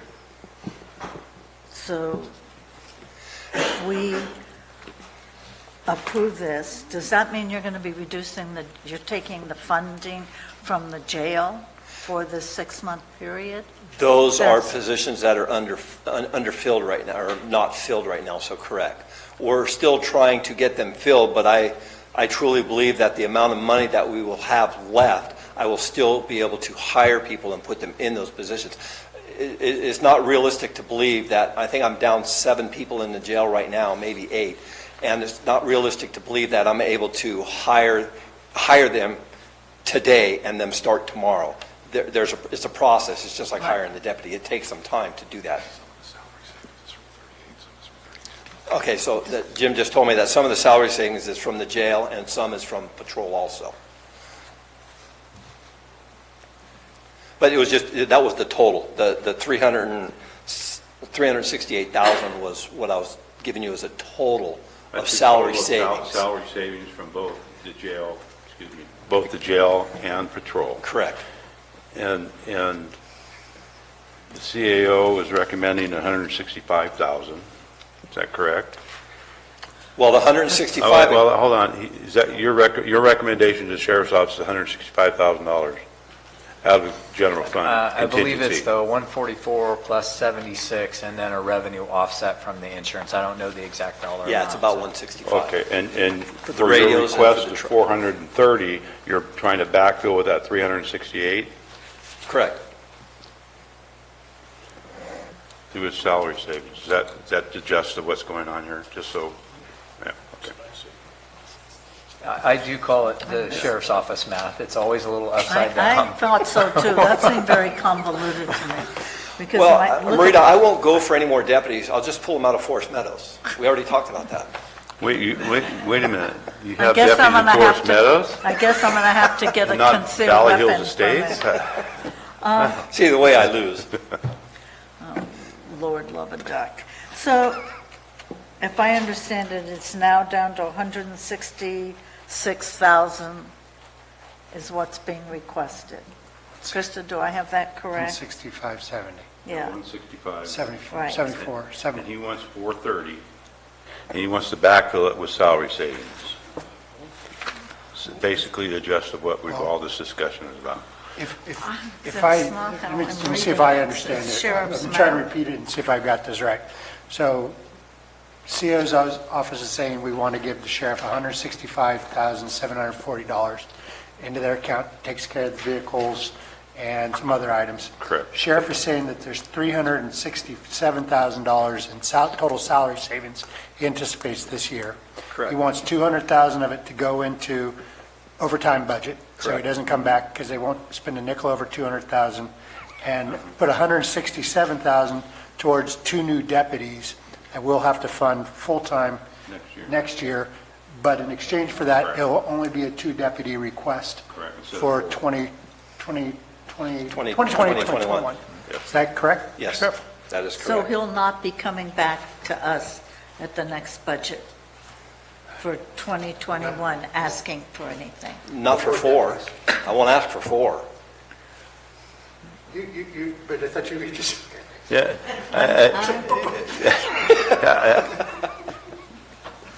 I will be coming back, yes, Chair Callaway, next year's budget to ask for 2 more. Okay, so there's 2 more that will come down. I'm looking to get 4, yes. The salary savings that, the salary savings that you're quoting at 368, that's as today's date? January 24th, when I ran So numbers. it's been a month ago. Yeah, not quite. Yeah, month Quite a ago, month. you're right. Yeah, 24th. Month and a day. Yeah. Okay. And you have 4 new deputies coming on March 24th, you said? Correct. And part of the salary savings are from those 4 positions? Yes, those, because those positions are not filled, they're in the academy right now. Correct. I think I need to sit down with your fiscal officer when you're not there, I've got him pretty well dialed in. I'm sure. Okay. The only thing I wanted to bring to your attention, and this is just for an FYI, for our trial court security, and this is something that you're very familiar with, we're going to start getting, and I have to give Under Sheriff Macedo huge credit on this, because the way we've been funding the court security and using annuitants, and because our staffing levels are getting fuller now we have deputies over there, and Chair Callaway is very familiar with the ongoing fight that the State Sheriff's Association is having with the courts with their MOU. They're not paying us what it costs us to put a deputy over there. So the funding that Under Sheriff Macedo has been able to kind of set aside to help pay for deputies over there is coming to an end, because we've had annuitants retire, and we've had, again, our staffing levels have gone up, so we've been able to put court personnel over there. So we're going to get to a point to where we're going to be upside down, and the general fund is going to be supplying monies to deputies to work the courts because the courts aren't paying us. So, and again, Chair Callaway is very familiar with that. This has been a fight that's been going on for years. And just to give you an idea, like Orange County is like $15 million out of general fund every year for their court security, because obviously the size they are. But we've been doing very well, but that very well is coming to an end. So just be aware of that. Is that because annuitants are not available? Yeah, I've tried to recruit annuitants, and they're very, very difficult to get to come back, because what happens is the folks that retire, they're like, shit, I'm retired, and they want to take 3 or 4 years before they go back to work, and then the ones that are doing it are retiring out again. Al Courtwright, for example, Jim Jorgensen, 52 years these guys put in law enforcement. They've retired, they're done. So it's just it's a vicious cycle. And I know that there are a lot of other states that don't allow annuitants to work in their court systems at all. So we're lucky. What are the other counties, the other rural counties? I mean, we're all in the same position. We're all fighting it tooth and nail, Ms. Callaway, but it's a battle that is going to come down to, I hate to say this, the courts are going to have to make a decision on whether they have to uphold their MOU or let us get another MOU. When I say us, I'm talking about sheriffs.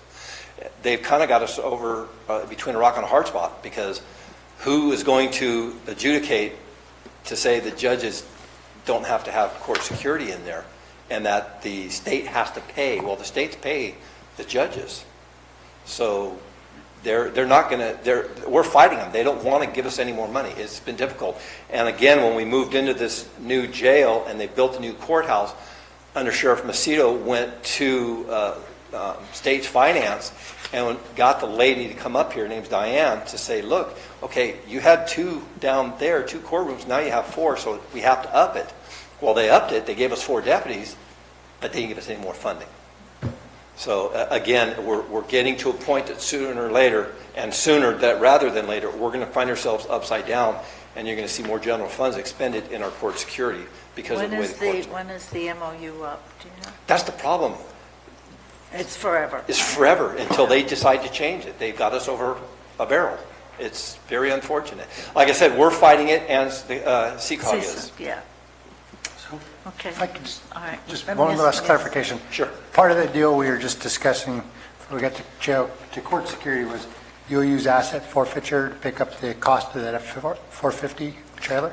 I'll either use asset forfeiture, I'll find the money, but it won't come from general fund. I will You did it take with care- the same I will- thing you did with the bot, with the With the skip loader. tractor, I will do that. Okay. All right, any more questions of the sheriff, of Mr. Mills? Sheriff, on Org Key 33, what's going on with that one? That's the communications dispatch? We're upside down. We don't have enough dispatchers.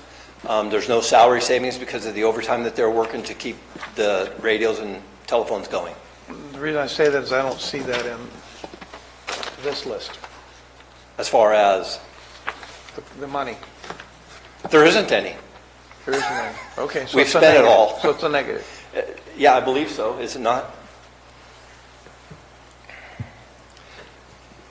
Yeah, We're projecting about a $26,000 Shortfall. shortfall on overtime and dispatch. When are we going to ask to get that balanced out? The sheriff and I were just discussing that at the podium. I believe that's part of the salary savings transfer. I was hoping to handle this in an item-by-item way. I would like but to handle it in an I don't item-by-item. control what the board does. So with respect to that, I think what the sheriff has proposed is utilizing salary savings to cover shortfalls in 3 different budget units. yeah, Yeah, that's the same thing with Org Key 38, then jail MOU? Yes. Same thing? yeah. Okay, thank you. Okay, are there any more questions or editorial comments for the sheriff? Okay, thank you. Thank you. Okay, Actually, if I could, Oh, Krista, did you, Sheriff? Oh, you want to talk to me? Okay. Yes, ma'am. okay, just to be clear, so you're talking salary savings from one of your existing budget units, not salary savings to be budgeted as an additional general fund transfer into your budget units for MOU increases. Correct. Okay. The salary savings is for the overtime and to fund the 2 deputies. All within his budget. Pardon me? All within his budget now. He's not asking to transfer any from contingencies. Correct. It's within his budget from salaries. It's all within the budget. The only thing that and just so the board's clear, the 167 for the radio equipment and the replacement vehicle, there isn't enough. You keep going there. Is what the CAO's office recommended. They're wanting the sheriff's office to use my salary savings to pay for the MOU increases. And I'm asking that the board cover the MOU increases so that I can cover everything else. Right, so That does increase, excuse me, so that will increase the contingency draw here from 165 to whatever it was, 50,000 and 22,000.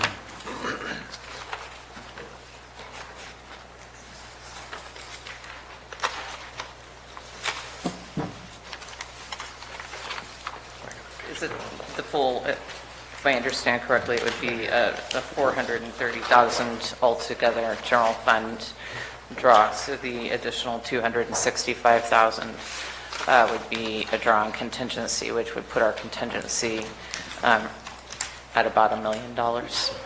It'd be, what's the total he's asking for general fund contingency, the total amount, adding to 165? It would be, correct me if I'm wrong, please, Sheriff, $430,000, Which was what was up there.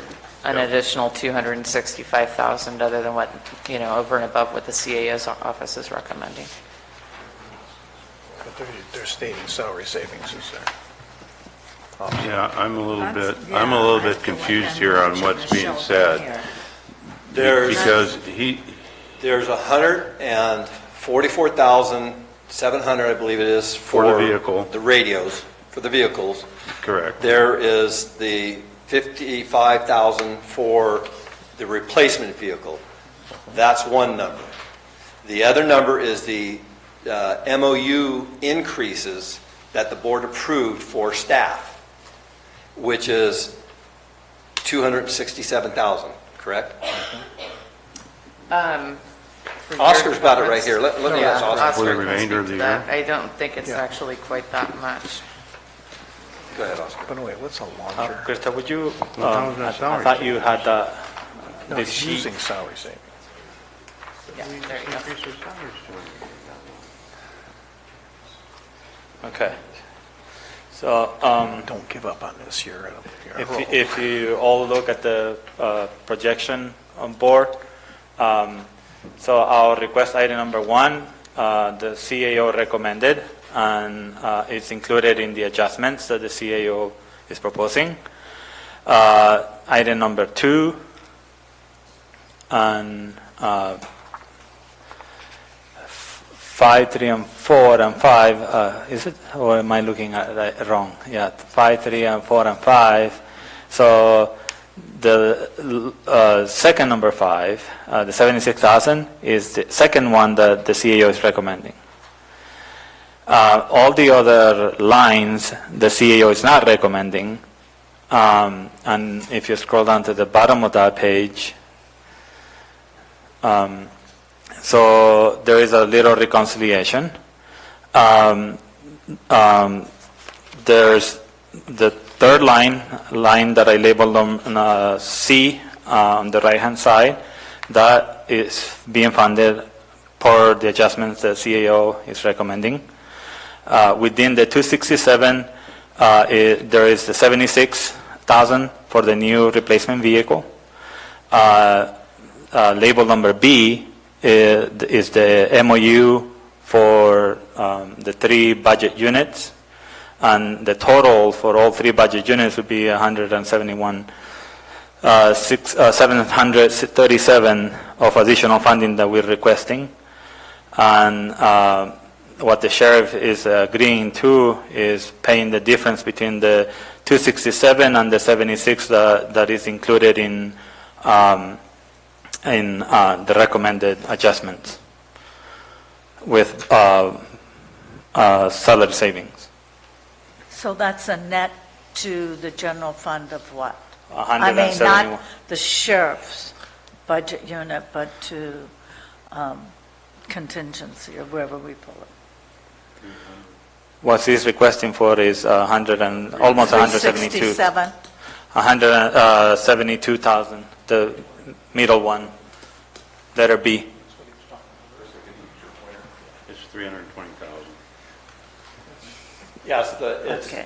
it's the 171 And the 144. and the 144. Right. Yes. That's what you were talking about earlier. Yes. I wasn't sleeping. I never said you were.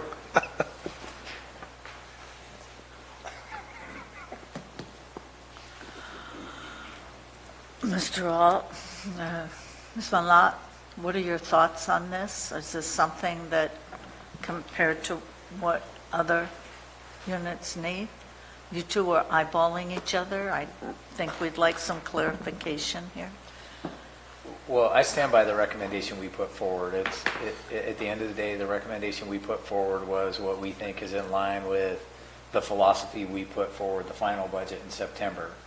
But I will reiterate what we did in September and what we put forward in mid-year is a fiscal year concern, and it doesn't necessarily align with what the sheriff's office is trying to accomplish with the illicit enforcement. And that, unfortunately, that's just, the policy decision spot that you're in now, is making that decision whether or not you're willing to sacrifice about $175,000 for that enforcement, or do we roll it forward in the next budget year and account for it there. Frankly, whether it's here or in the new budget year, I've committed this before, I'm going to do it again on record to say that as we put budgets forward, I'm going to continue to recommend to try and put resources to the illicit enforcement. It's just a matter of time and when we do it. I think we're better prepared fiscally to do it coming into the new year, but by the same token, that puts them at a deficit with their enforcement. Okay. Can I just Undersheriff. add one note? The MOU impacts were unanticipated to our budget, so we're absorbing those. And if you recall, as a matter of policy, the county had done that for several years, which negatively affected the sheriff's office quite a bit because it was a large impact. And we're back at it again. We had stopped that as a policy matter, and when we met with the CAO's office and they discussed why they were doing it yet again this year, we disagreed with that, but we understood their philosophy. But it does negatively impact us, and it's negatively impacting the sheriff's ability to pay for what he just asked you for. We didn't know that was going to happen at the beginning of the year, so that was a negative impact. And the sheriff's point with the trial court security, when you have MOU adjustments or increases to underfunded divisions such as trial court security, it further exacerbates the impact on that unit on top of that. So there's some play here, and I think he's been very generous with the board. He's offering to pay for some things, but all he's asking for is money that's potentially going to be swept back out of our own budget. Where we tried to be, what the undersheriff has said is absolutely true. We recognize in the budget development process, it's not fair to any of our departments to say that when we sit in negotiations that they have to pick up an MOU increase. Frankly, it hinders our negotiations as well because we're more considerate of how we're going to ultimately impact the department. In the future, I'd like to be more cognizant of how we address that, and I've committed it not only to this department but others, that it's a really big lift for them to have to pick up what we negotiate. We're certainly obligated to do it. We need to give our employees as many enhancements as we can, but it's difficult for all of the departments, and in this particular year, we tried to stay consistent and not pick bigger departments or smaller departments that would benefit from us picking up any of the MOU enhancements. We try to stay pretty consistent and try and ask, not try, but direct that departments pick it up to the extent that they could in their budget. So we've been consistent in that way, but the deficit that the undersheriff has spoken to is just as true as the statements that I just provided. Okay, thank you. Are there any further questions or clarifications? Well, yeah. That being the case of what you're saying, he doesn't have $238,000 in salary savings because he's being asked to pick up the MOUs. Is that correct? The figures that were given to us were excluding the MOU increases as of January 24th. Or are you projecting that much salary increase picking up the MOU? No, that's just it. I'm trying to work with you to have you pick up the MOU increased costs so that I can support the community with these other two deputies. That's the bottom line. I mean, that's, I know it's dogs over deputies, but there's a point to where we need no, to. I guess what I say is that argument holds true for every single department. Absolutely, absolutely. And as Al said it just a moment ago, that it hasn't been something that we've been practicing. We got away from that, and we had to do it this year because of what they're trying to do with the budget shortfalls. But I'm just asking for a little leniency, I guess, Supervisor Callaway, because of what I'm trying to do for public safety. To enhance a program that we've just put forth, I don't want to be overrun like I did. And if I can start adding to that force to get rid of the illicit grows, that benefits the whole county, which again brings... I don't question the honor of what you're doing or the goal. I mean, it's the same for all of us. I agree.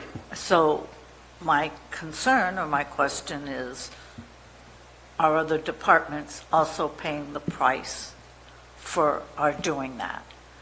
And it seems like going into this next 6 months and reading the documents, that isn't really going to be maybe an issue for the next 6 months, but it will become an issue when we go into the budget for 2021. And so, do we do it now or do we do it in 6 months? And of course, the impact to the other. It's like the MOU. I mean, I hear what you're saying, Mr. Alt, but, we negotiate on behalf of all the departments. And if they don't want to give their employees raises because they're not going to have to absorb the MOU, well, that's not very realistic. And we negotiate. But that's not true. We don't give them raises. Now, if I could give my guys raises, they'd all be making $50 an hour. That's not my option. That is your option. No, I understand that. But what I'm saying is we negotiate and with But you're not the negotiating unions. for me, ma'am. I disagree. You do not negotiate for the sheriff's office. for raises.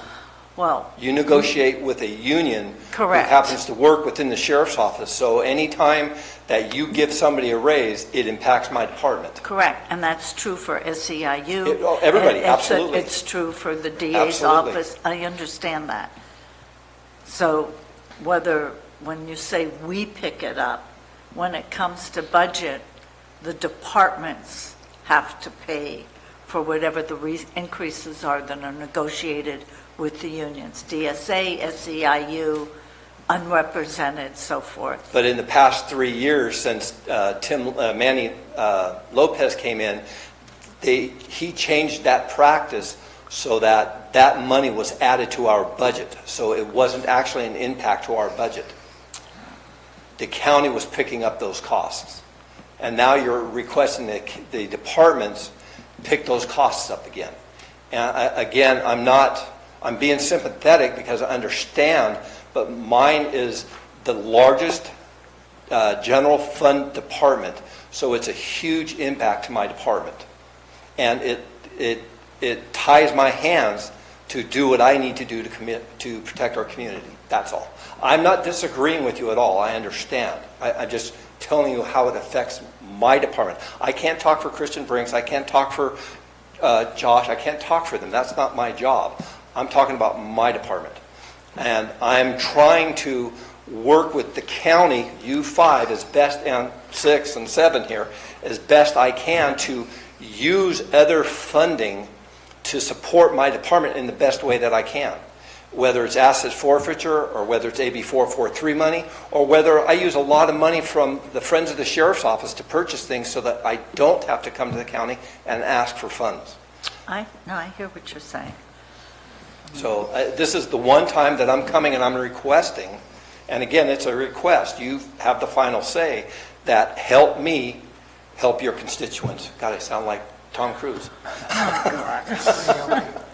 Well, I mean, the elections officer could be in here giving the same speech. So as a matter of I'm context, from the sorry. budget perspective, if we would have held money out of the system at the beginning of the year to keep another, say, $3 million in contingency or reserve or wherever we may keep it in anticipation for negotiations, then it wouldn't have been in the system. We would have allocated it at the beginning of the year.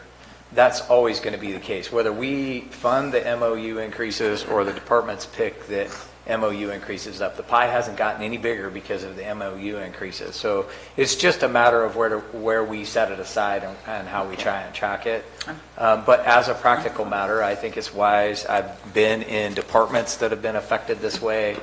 I think from a practical matter, I prefer for us long-term to be in a fiscal position where we have more money in reserves and contingencies and some of the other areas that we had to pick at to make the adjustments with the disaster budgets and kind of get us right-sized on that.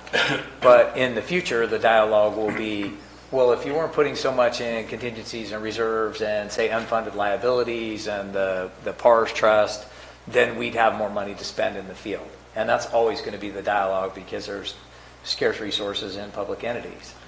So it's a matter of where we shift it to. Okay. And you know, it's a tough dialogue. We can go either way, and then Right. you know, each of the departments are going to try and you know, frankly, they're going to try and do their own budget tricks if they know we're going to ask them to cover the MOU increases. They're going to ask for other things in other areas, so they hope they have enough to cover in the future when we negotiate the increases. Okay, well, maybe some of this conversation is what we have when we go into budget for 2021. All right, I think we've beaten this up enough. It comes time for action on the part of the board. So- Just one clarification as to how we calculated budget savings. So what I did is I took the actual numbers, say for example, patrol as of 1/24/2020, and then I divided it by the number of pay periods that had been paid through that date. In that case, were 11, and then I got an average. I increased it by a little bit just in case, and I multiplied that average times 15 pay periods remaining, and then I with then I subtracted that from the total budget, and that's how I calculated the salary savings that he provided. Well, there's something else here. It's something that's always baffled me in government, and that is that we want to so quickly find these numbers, but we've got an HR office sitting over there that has a cost of turnover. We want to build something into the budget. Let's talk about the whole number, and that is, what is it costing to maintain an open position, solicit for an open position, and all of that piece, and that's never in the calculations. It's like nobody wants to talk about that. So I just want to be sure that that's something, we're going to start budgeting for an open position in your departments. Let's also budget for what is the cost of the turnover to hold that open position from HR's perspective and all of the other pieces that have to make it work while that position is open. I just want that in the conversation. Yeah, and just to reiterate what we've talked about in years past too, think about the cost of when people leave. Right now, I think Ms. Hawkins can attest to this or not, that I think our turnover rate in the jail right now is about 35%, and that's because people are going to CDCR. They're making $85,000 to start there. We can't compete with that. None of the counties can. But the cost of hiring somebody and getting them up to speed and then them leaving, they're taking that knowledge with them. So there's another huge cost. Correct. Okay. Supervisor? Yeah, I think you're right. I think it's time to move forward. I don't know how you want to do this, but I'll certainly support the deal that the sheriff put forward for the 2 new deputies. I would do it when we do the regular budget, in June. But we need these deputies now. It takes a while. We're not giving the full boat. We're giving half the boat. We'll talk about the full boat this summer. But I feel like we've got an agreement with the community that if we're going to do cannabis, we're going to do enforcement too. So I feel an obligation to hold up my end of the rope. Is that a motion, Supervisor? Yes. So the motion is to approve the mid-year budget adjustments included. Sorry, Chair, we do need public comment before. Oh, I do? Where's that sign? Ask the public for comment. Every item. God dang. Thank you. Thank you. Is there any public comment on this or any staff comment on any of the items before on this? No, Mr. Segala, you can go, please. Honorary staff. This is really confusing. I have a hard time understanding it all. It seemed like we want to be careful that county policy is not having an adverse effect on the illegal marijuana growing. And so we need to have information as to what's really happening. We know we have an ordinance that allows a certain number of existing growers to continue growing or to sell their rights to somebody else. We don't know right now if the illegal growers are growing on their own property. Do they own it? Is that property subject to liens for costs? We don't know that either. So we also don't know the trend. What's happening in the marijuana market, or even the market for medical marijuana? Are some of these rating medical marijuana people who are not registered, or maybe were formerly registered? I think if we could get a complete picture of what's happening in our county, and also a picture of what's happening in that market, we might be able to be helpful to law enforcement as to what's really needed. Thank you. Thank you, Mr. Segala. Any other public comments? Does the staff have any comments? All right, I'm going to bring it back to the board. Supervisor Garamendi, you're approving the mid-year budget. That's your motion? To approve the mid-year budget. How do you want to phrase this? This would be, Sorry, Susan. How do you want to phrase this? an increase of $171,000 from general fund contingencies to Object Code 5400 and Budget Unit Patrol 101003220, and that would be an increase of general fund contribution. Is that consistent with what we discussed, gentlemen? Okay, is there a second? Okay, it dies for lack of a second. Is there any other motion on the floor? Mr. Mills? I would suggest we take these by request number and look at them individually then. Is there support for that? There's no, he wanted to go line item by line item on A and B, attachment A and B. I don't support that, but I'm not sure where you are. I thought Mr. Tuffanelli. The motion that Jack made was for the Yeah, 171,000 yeah, to cover the MOU? That's it, for the 2 new deputies. for the two new deputies. If all we're talking about is that. But if we're talking about all of this, It was, We're talking No. about all the mid-year. Yeah, I don't have a problem with that. My issue is the items that you're reimbursing from a special fund back in to cover the cannabis cost out of that cannabis collection of $251,000.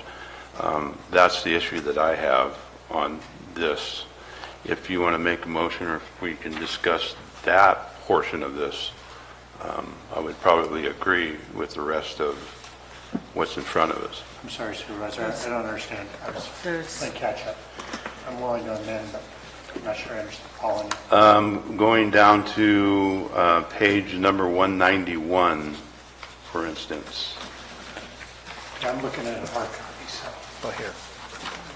Look at That's, number 6. What's 179 on your hard copy Well, one? start with number 6, and Or that's or this. line item number, Request number 6.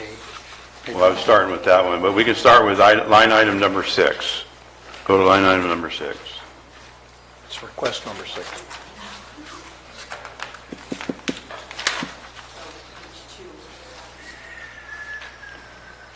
And 19, 20, 21, and 22. You can make a statement. Okay.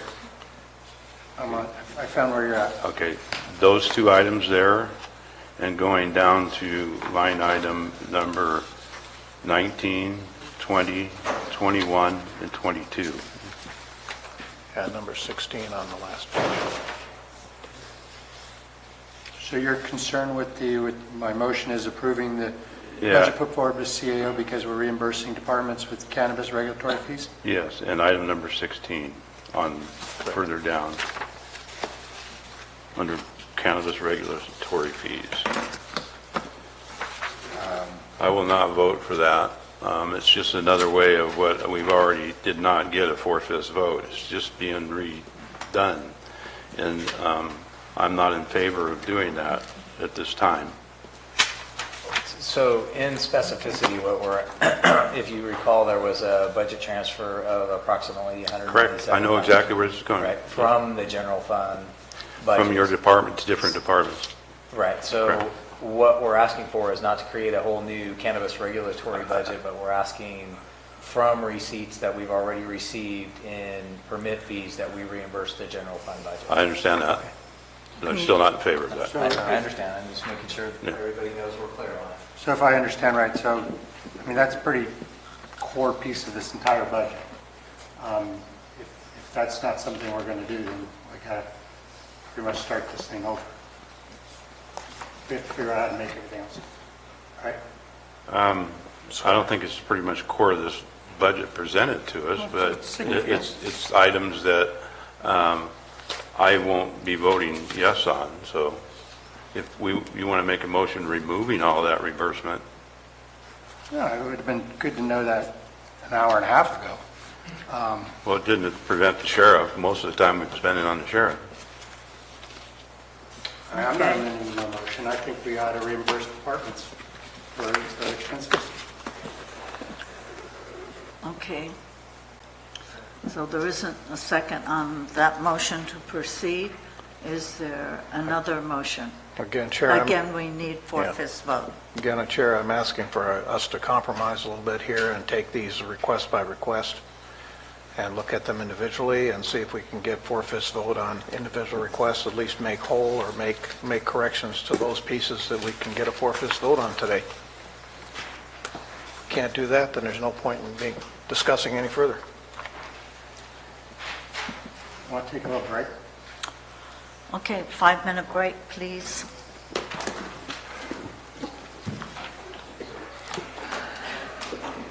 This is,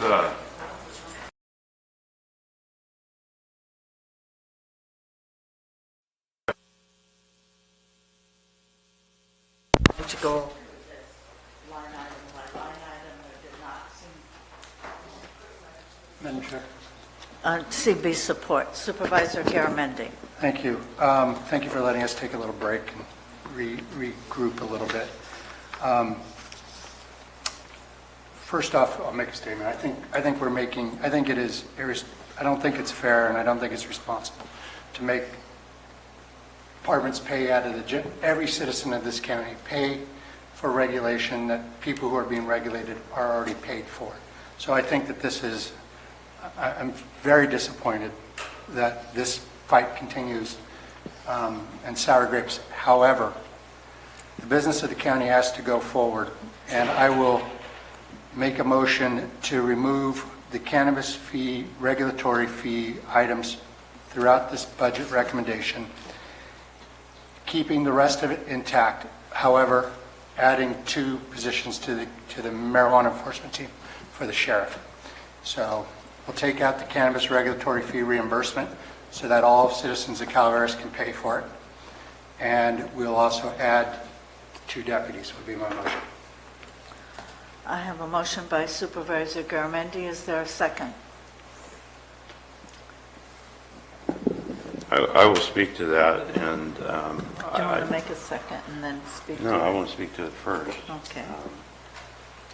I understand what you're saying, Supervisor Garamendi, but I disagree a little bit on it.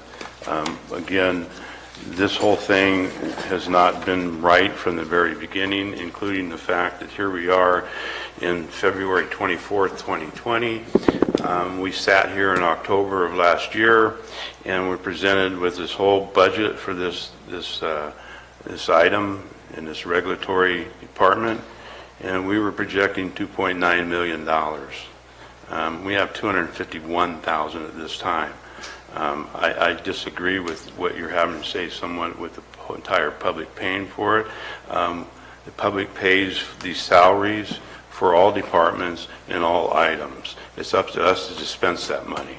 I don't feel at this time confidently to release those funds for reimbursement.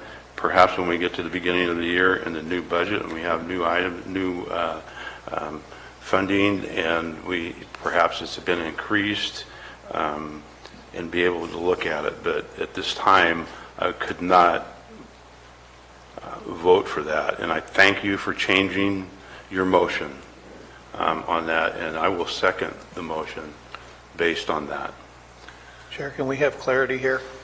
Yes. Were we specifically removing then request number 6, 19, 20, 21, 22, and then on attachment B, number 16?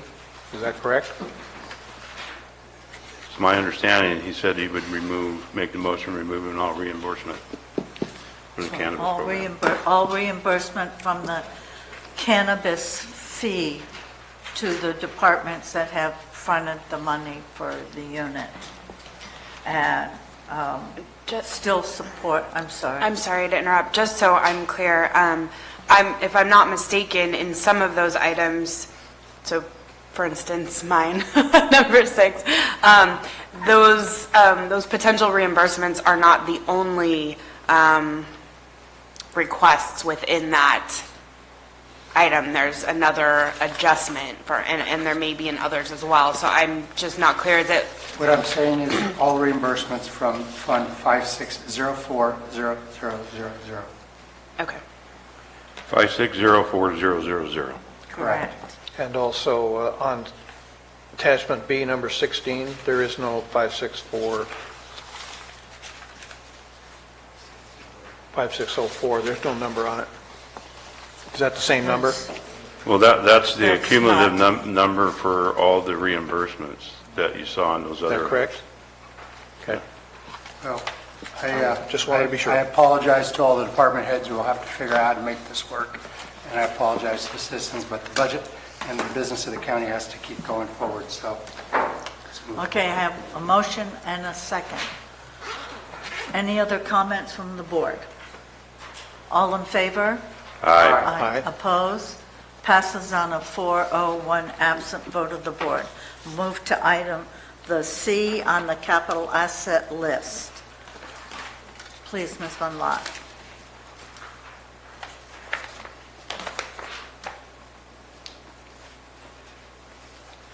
Okay. So the appropriations are already included on attachments A and B. At item number 1 on attachment C is for the outfitting we discussed earlier for the 4 1819 vehicles. Then we have the $37,000 for the F-150 to replace Unit 1502 that was totaled in September, and the related outfitting for that vehicle.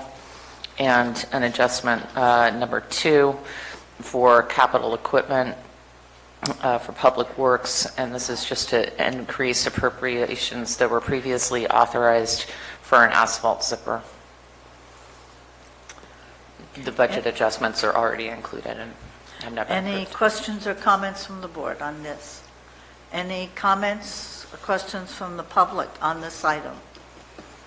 I'll bring it back to the board for a motion So or moved. action. Second? I have a motion by Supervisor Garamendi, a second by Supervisor Mills. Did you want to say something? No. All in favor? Aye. Passes on a 401 absent vote. Thank you. I'd like to move to supervisor announcements. Mr. Mills. Wow, thank you. I haven't forgotten. Thank you. Wednesday, the 12th, we were in Modesto for Mountain Valley MS. An ambulance contract was approved for Arnold, our Abbott's Pass Fire. We have yet to get the RFP out for the rest of the county. And then also was the Eastern San Joaquin Groundwater Basin Authority in Stockton, and this was the cost to implement the plan, and we're moving forward with that. And there was some discussion about an MOU that's going to have to come back before this board as to how we are going to have, or what role we're going to have in that implementation of that plan. Thursday the 13th, I was up at Tridam in Strawberry, meeting their new general manager, Mr. Zimmerman. And on the 20th, Fairgrounds, there was an active shooter drill. Appreciate being involved in that, along with the discussion about the sanitary situation there and the horses.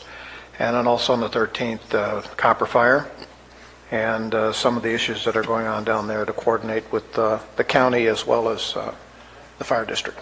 That's all I have. Thank you. Supervisor Topanelli? I have nothing. Supervisor Garamendi? Nothing. I have nothing to report. I will move back to public comment. Mr. Segala, you have 3 minutes.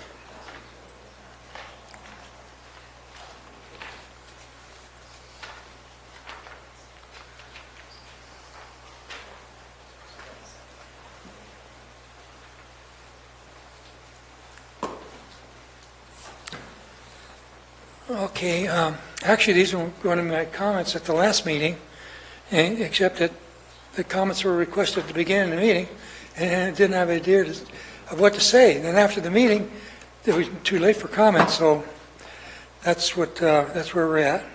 I've emailed suggestions that you could use for substantive study sessions throughout the year. And the essence of that email was to look at operations that are happening under your control in the form of ordinances that are not working or which have a negative effect on property rights in our local economy. And I suggest that you establish a committee that would include people in the industry, perhaps the building industry and real estate industry, and maybe other ones that are affected in our economy, that could come up with ideas of things that could make sense, that could allow you to make the county more freedom-friendly when it comes to our economy of those things you control. There's things that the state controls, which is probably most of our problem. I think you should do the same thing there. This time you would have a committee that would be probably more heavily populated by county personnel, as well as the private sector. And maybe the building official will be prominent. To see those things that are hurting a local economy that may be suitable for San Francisco or San Diego, but are not suitable for Calaveras County. Identify those things and make suggestions for correction, and then work with CSAC and RCRC and directly with their state representatives to see if you can get them to make constructive changes to those laws. Same thing with the federal government. Work with Congressman McClintock, and you probably have a very open ear from him, because he's philosophically he's along with this idea of protecting property rights and promoting prosperity. And in doing those things, it's going to take time, effort, and study sessions, and it's a job that could be established for the rest of the year. Thank you. Thank you, Mr. Any other public comments? Okay, this meeting stands adjourned.